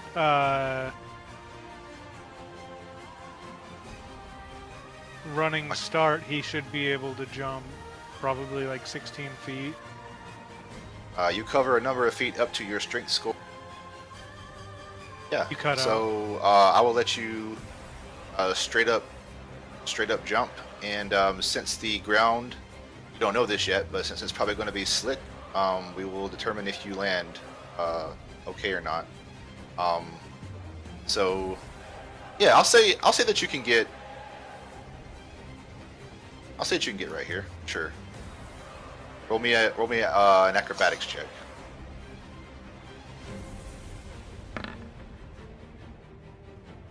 All right. So you guys see Rezar get a running start and fly across this whole portion of water here, almost like he has wings. But when he lands, his footing is not strong, and he slips and falls prone. And that is all of your movement as well, unless you would like to continue to use movement and not do an actual action. Yeah, so you can stand up for 10 movement and move another 20 feet.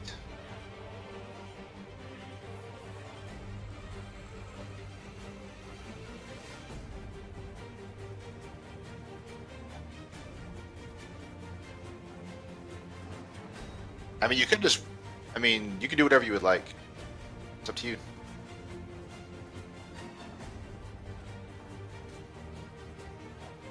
Yeah, sure.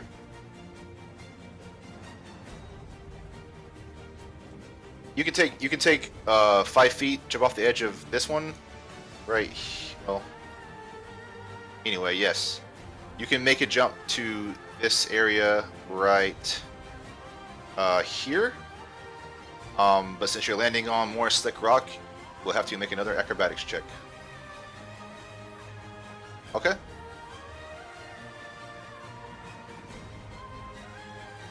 All right. You land and your feet slide, but you manage to stay up. And that is your turn.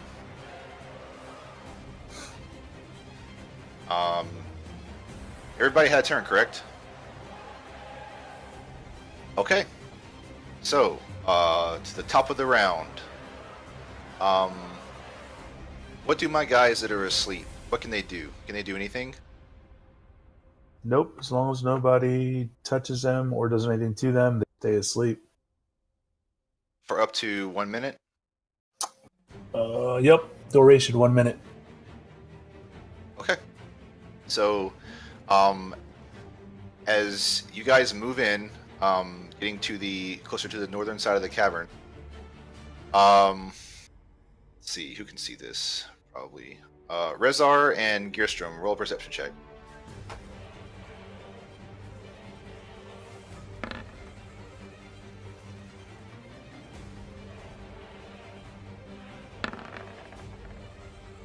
Okay, both of you. Over here, you see movement against the walls of the cavern, and the caskets laying on the ground. You see. Let me.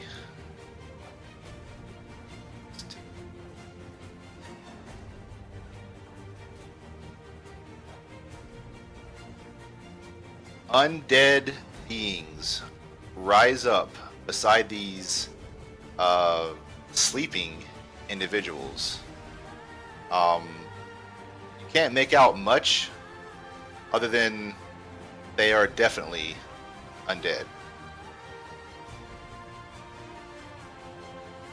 You see 3 in total. Let me quickly roll initiative. I was trying to apprehend these guys peacefully, but I essentially put them in a worse position.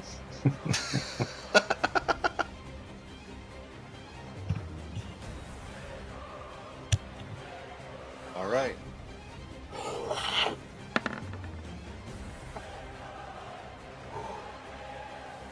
.06.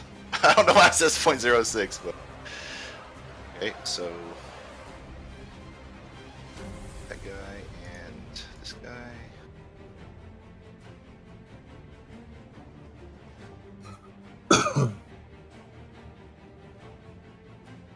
Okay. And this guy. Sorry, it kind of sucks having to have multiple character sheets up on the screen at once. I'm sure you know how that is, Jeremy. Mm-hmm.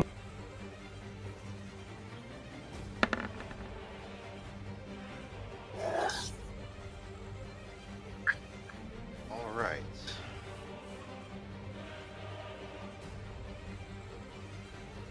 Make sure you don't reset the thing because we're already in order. Just well, I guess it doesn't matter because we're at the top of the order. Never mind. I'll just I'll move them around. It's not a Yeah, not- sure. Yeah, it's a good habit to get into because it can mess up the order if you. Yeah.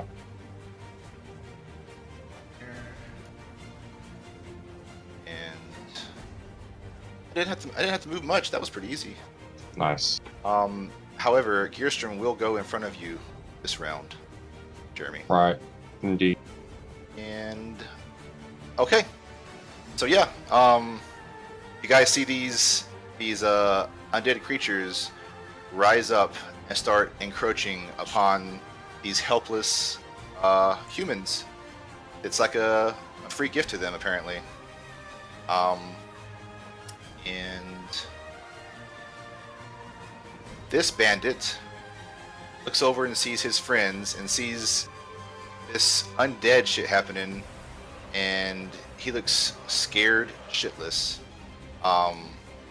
He pulls out his crossbow and starts running this direction. Due to the terrain, he can only get about that far, and he just says, "Get the fuck out of my way!" And he fires a crossbow bolt at Rezar.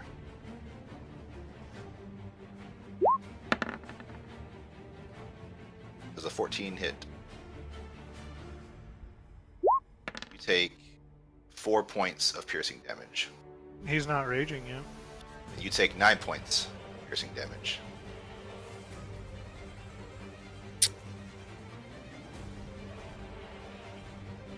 I thought about it. All right, and that's all he does. And he, like I said, he's about to shit his pants. And let's those guys can do nothing. Gearstrom. I will go ahead and cast the sleepy on my boy over there. Again, I don't know why it's not doing the damage. Undead and creatures immune to being charmed are No. unaffected by the spell. This guy. No, this guy. Oh, Okay. Yeah.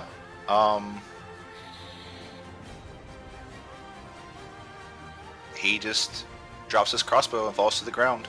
And then I will move across to this side. I'm not sure how far I can go, but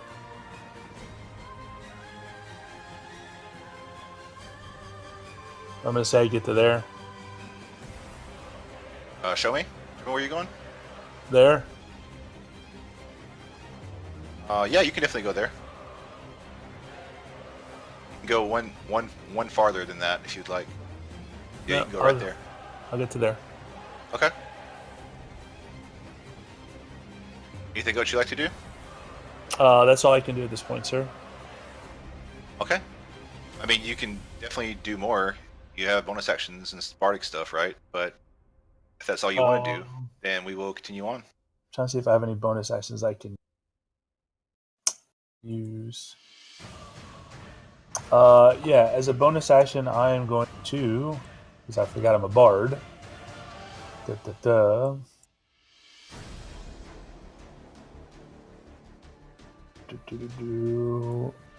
Bardic Inspiration on Rez. All right. So, what's your? How are you doing this? Describe it to me.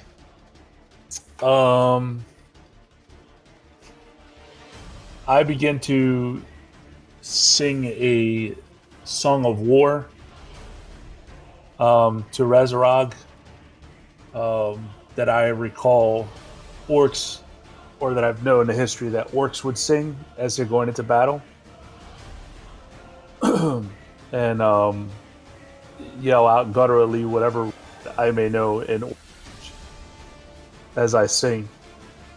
All right, Rezar, you feel an invigoration flow through your body. You now have inspiration from Gristrom. Eldrick. I would like to cast Grease, preferably under the undead, and if it hits the guys that are sleeping, that's fine. They're already on the ground laying down. I don't really care about that. I just want the grease to go under the feet of all the undead. If the others are on it as well, it's not a big deal. So I will cast. Yeah, I'll pull out a piece of pork rind and crumble it up. And as I'm doing my rune thing with my hand gestures, pointing up at the sky as I'm drawing the runes, I do the Turpine Devoke! And like this blob of black goo flies out as it begins to materialize. Okay. And in this area-ish. All right, so this.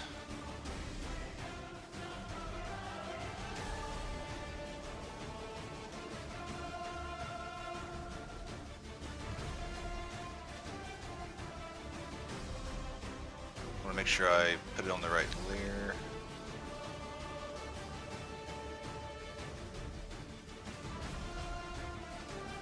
Right here, correct? Um, You can see it, right? I'm trying to get it. I guess there's no way to hit all three. Nope. Not if it's a 10-foot square.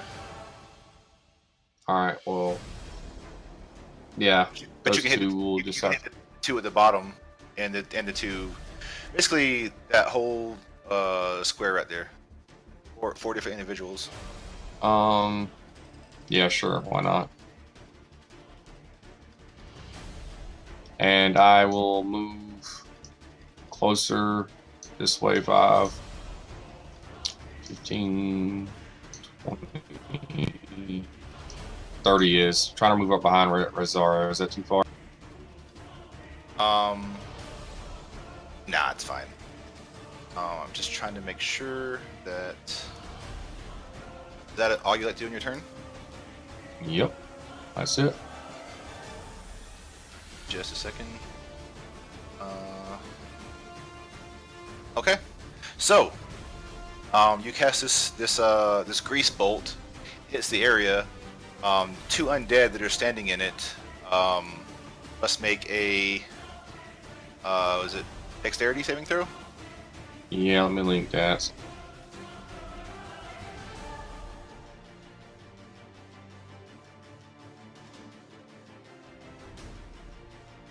Okay, so let's see here. Dexterity. I probably had to move first and then cast that. Whatever you want to rule. Whatever. If I'm not in range, it's fine. It's fine. Okay, so for some reason, these zombies or skeletons, whichever it may be, appear like very resistant to falling down. Like they seem more nimble than they should be. The first one, the northernmost one, does not fall. The next one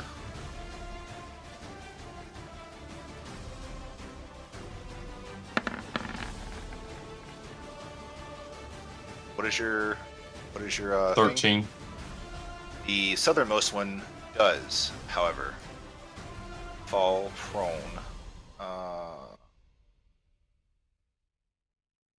So many windows.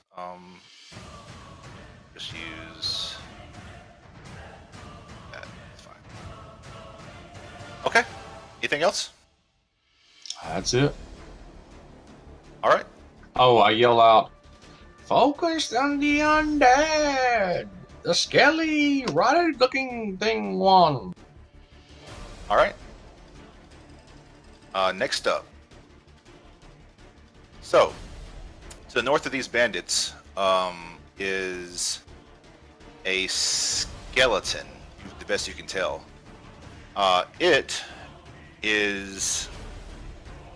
doesn't appear to be armed with any weapons. So it's going to just hit this guy right at its feet with an unarmed attack. It's at advantage and a guaranteed crit, I believe. Okay. Yep. Also, it will wake him up, unless it kills him. And somehow, swinging down, he misses this individual. The gods must be on his side. And that's all he does. Alana. I'm gonna go ahead and skip my turn. Okay. You don't want to do anything at all? Actually, I'll take an action to hide behind this this pillar here. All right. Rezar.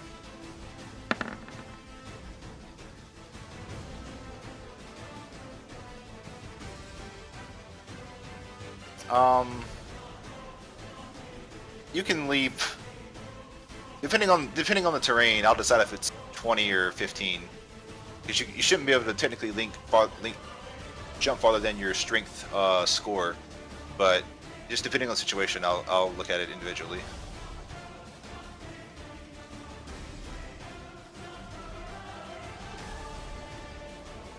And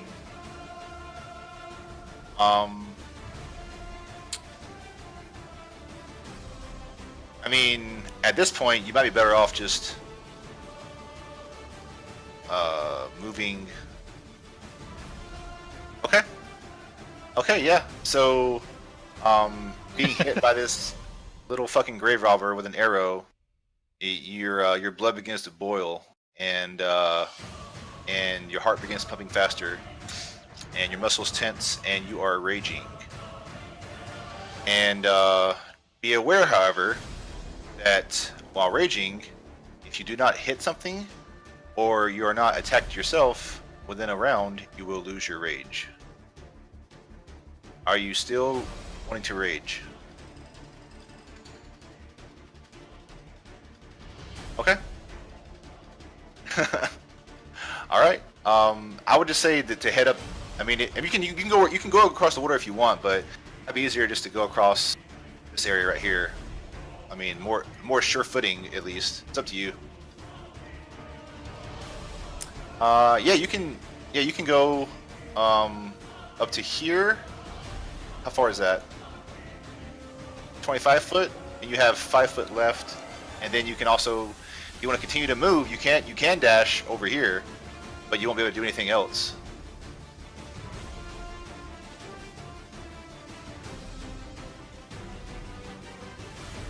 You can actually still rage too, even if you get over here, because rage is a bonus action. You can move there, or there, and then use your bonus action to rage. How much of this would be difficult terrain, though? Well, that's why I told him he should move up here and then move across at the top, not try to go across the water.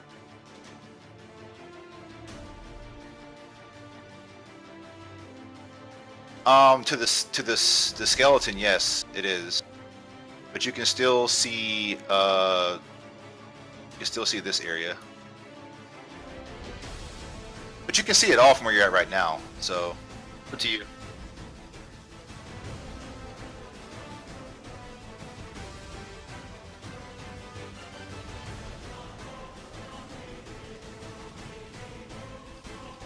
All the bandits are asleep. All the bandits are asleep due to me and gears from. Yep. All 4 prongs thrown on away. The floor and unconscious, or asleep.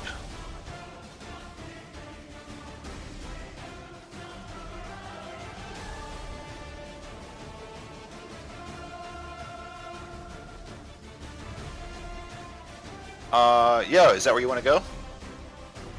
And what do you want to do? Is You that wanna throw one your javelin? prone? What's that? What's the snail Zach? mean? Prone. Okay.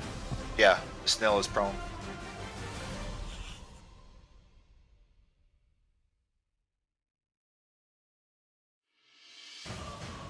And the undead that's not prone. Gotcha. Okay, yeah, sure. Just go ahead and throw it. It's borderline disadvantage probably, but I'll let you throw it, dude. Throw it normal. Hit 13. Let's see. That hits. Roll damage. Okay. Are you are raging or aren't raging right now? Okay. Okay. That is 8 damage to that. Right there. All right. So you rear back and sling your javelin. Since everybody around this zombie is fucking on the ground, it was not hard at all to find its nasty flesh with your javelin. So it slings right through. It goes right through the stomach area. Maybe chips off some bone, and yeah, you definitely hit it. And it's just like. Anything else you'd like to do? Or is that your turn? Okay. Okay, so the same zombie you just threw the thing at is going to swing down at the man asleep in front of him. With advantage. Doing 5 damage. Yeah, he's awake now. The guy that get hit. That would have bbeen a crit, right? Oh, I guess Yeah, it would be. if it's hit, it's maximum damage. So it'd be 10 damage, right?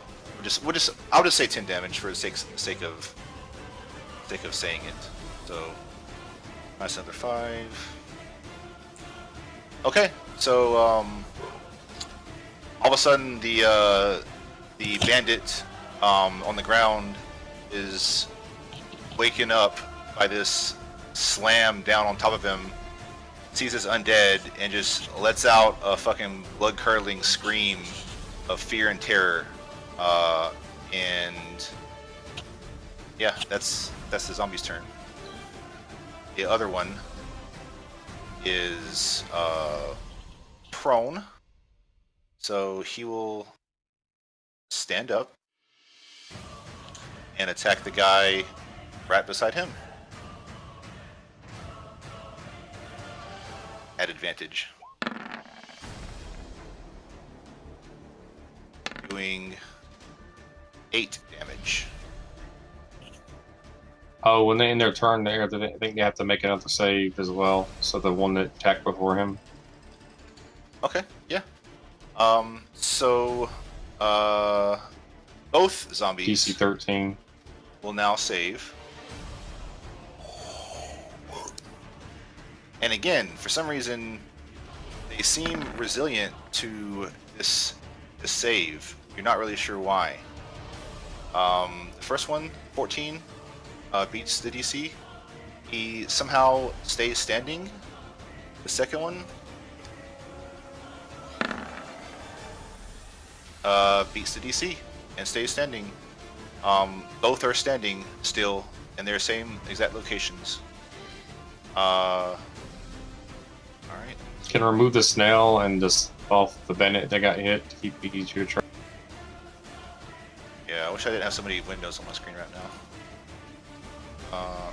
Okay, and rid of that, and that. Okay, so yeah, so I guess the bandit between Rezar and Gearstrom is out cold. His turn is null and void. So the two bandits that got hit with 10 damage from the zombies, right? 10 and 8.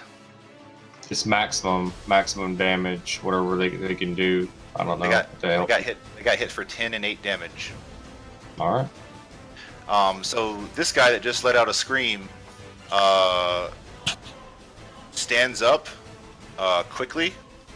As he stands up, this zombie takes another swing at him.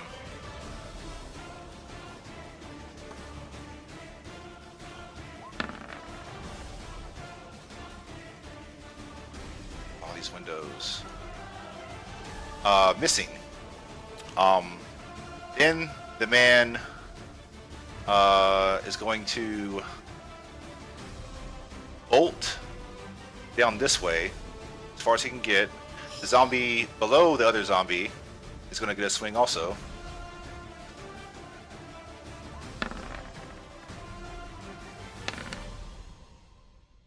For 2 damage. And he is looking rough. Bleeding, gashed open by these English hands. He makes it to right about here, and that's his turn. The other bandit does much the same as his friend. Wakes up, jarred, afraid, stands up.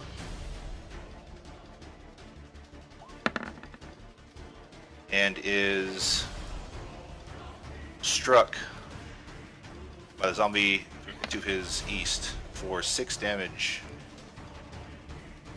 He looks horrible, but he's running for his life to the south. As he moves, the other zombie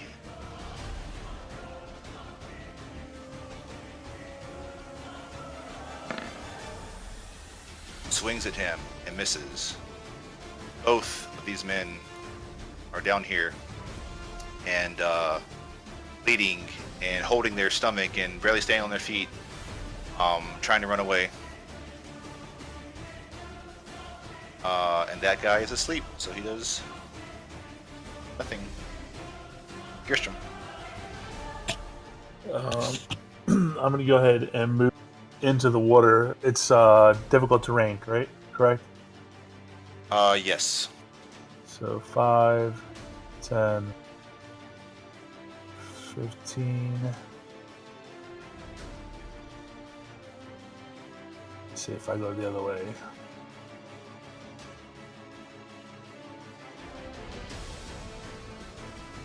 Yeah.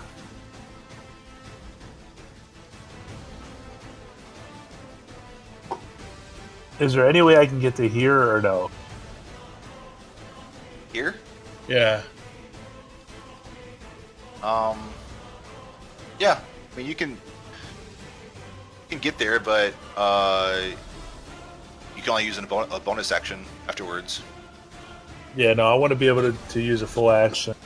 You have to stop here, or yeah, that's about it. You have to stop right there. All right, I'll stop there then, and I'm going to cast on this area here. 20-foot cube within range. They have to do dexterity save. Fire. All right. So,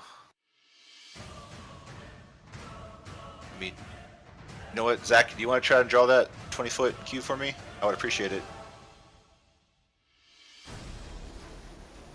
Yes.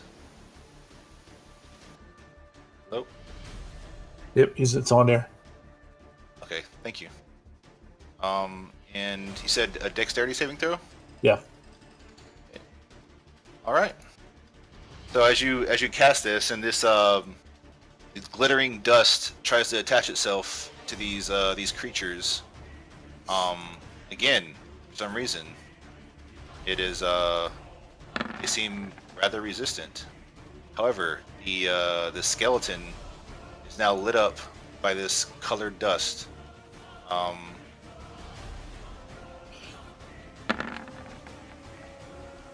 As well as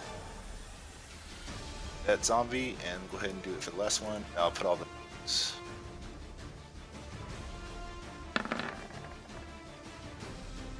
What was the DC? I believe my DC is 13. Let me double check. DC is 12, actually. Okay. So only one of the three save. So is there anything that you'd like to do on your turn? That's all I am going to do at this point. Okay, I'm going to. You don't have a 16 charisma? No, unfortunately, I do not. I have a 14 charisma because I put 16 in Dex. Oh yeah, Battle Bard. Okay, Eldrick.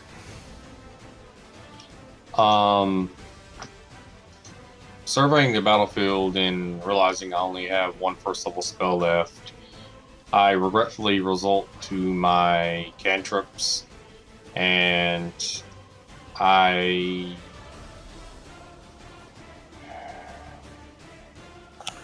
use minor illusion to make it look like another zombie is rising up out of the ground right here. There's no sound on it. It's just a visual image that makes it look like there's one rising up out of the ground right in front of this guy as he's fleeing in that direction. Okay, can you post your spell real quick so I can? Yeah. What else would you like to do? 1 second. I can't do both visual and sound. It has to be one or the other. But it can take up to a 5-foot cube, so I want to make it look like, there's a zombie there that he didn't see, and it's there if nothing else. And then I want to try to get as close as I can to this guy, if that's possible. Yeah, you can get there. And can I go any further than that, or? That's about as far as you can go, probably. Where you at? You were like right here. I was right here. So 10. I might actually try to just go there, if that's okay. Yeah, that works. And that's my turn. We're gonna finish this round up, guys. All right. Skeleton. He is going to step forward to the grease. When he does, it requires a dex save, correct? Yes, sir. Okay. So Anyone entering, starting, or ending their turn there. all right. So he falls prone, correct? Yep. Do you want this cube gone now? It's no longer useful, I don't think. It's fine either way. It doesn't matter. Yeah. So he falls prone, and he spins. Let's see. So he moved 5 feet. Fall prone 10 feet. 15.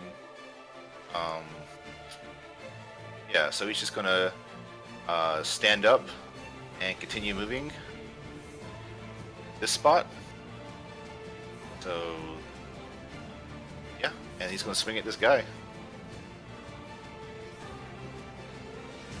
With just his hand, because he has no weapon.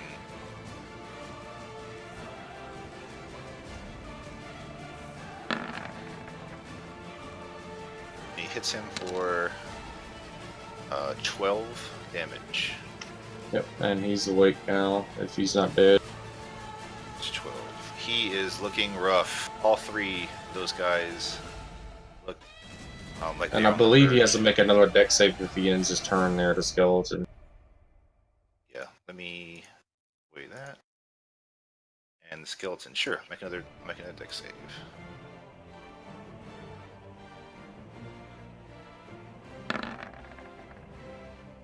And he Yep, he's good. magically stays on his feet.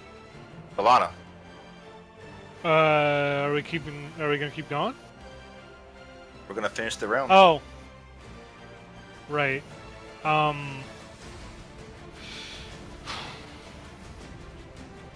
So this water is like shallow but difficult to rain? Well, you've seen some people walk on it. You don't really know how deep it is and where it's deep at. You know what I mean? Well, I want to move here and see if the water is shallow enough to cross. You can investigate the water quickly. It will cost you some time though. Would you do that, or would you rather just run across? Man, I wish I could investigate as a bonus action. Sure, you can do that. I'll let you do that on this turn. Yeah, that. Yep. So you investigate very, very quickly, and at least here it seems shallow. Yeah, so I could go here with my full movement, and then with a dash I could get to this rock, maybe? You can get further than that with a dash if you'd like. Right, but only one more space, right? Well, you're doing a full dash for your turn, right? Yeah, which is... So to get here was 10, then 30. So this puts me at 50. And it's not worth ending my turn in the water. Okay. So yeah, so you'd like to just stay there? Sure. All right. Is that your turn? Uh-huh. Okay. Rezar. Okay.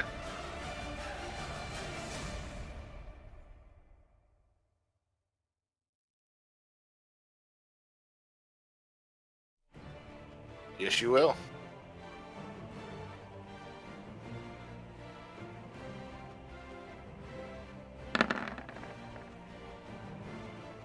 All right, that hits. Roll damage. 9 damage to the skeleton, correct?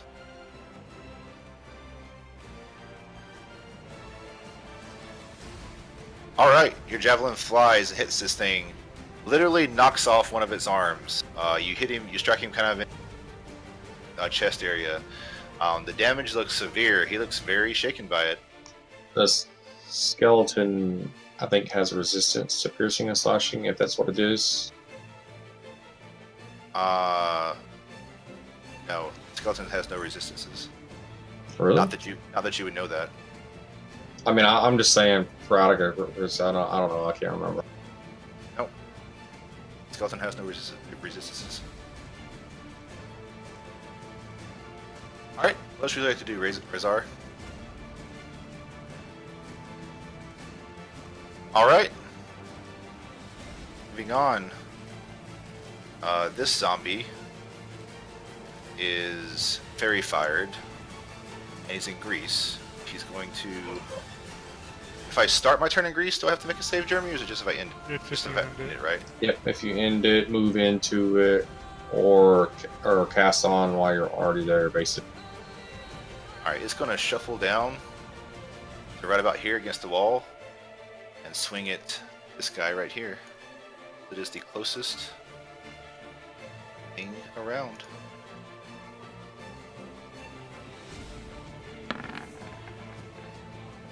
And it misses. He would be still prone, right? He hasn't taken a turn. Well, it doesn't matter. He can still make it. Yeah. No, I mean the bandit. He has Oh, bandit? stand from being unconscious. I don't. No, fuck. Maybe he is still prone. Yeah, I think I he don't is. know that he took a turn. Yeah, I think he is still did. prone. Yeah, I he's think still prone. I think you're right. Let's roll it again. It doesn't matter. He is fine. I wanted him to and- die. Obviously. And the other zombie to the north swings at him as well. With advantage. He's prone. You're welcome, bandit. And misses. And then a dex save for slipping. Yeah, dex save, and then that's the end. Yep. Let's do the dex save real quick. And he does not fall. Nope. Can we put something here to show that there is an illusion of a skeleton? Something that looks exactly like that or similar right here, Yeah. so that we know that next time. I'll just put.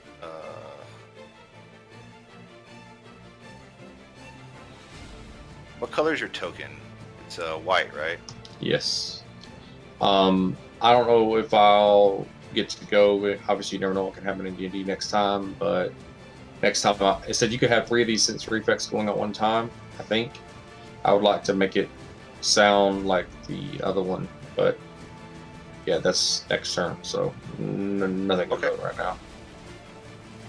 All right. Well, that's it, guys. Thanks for hanging around an extra 8 minutes. I appreciate it.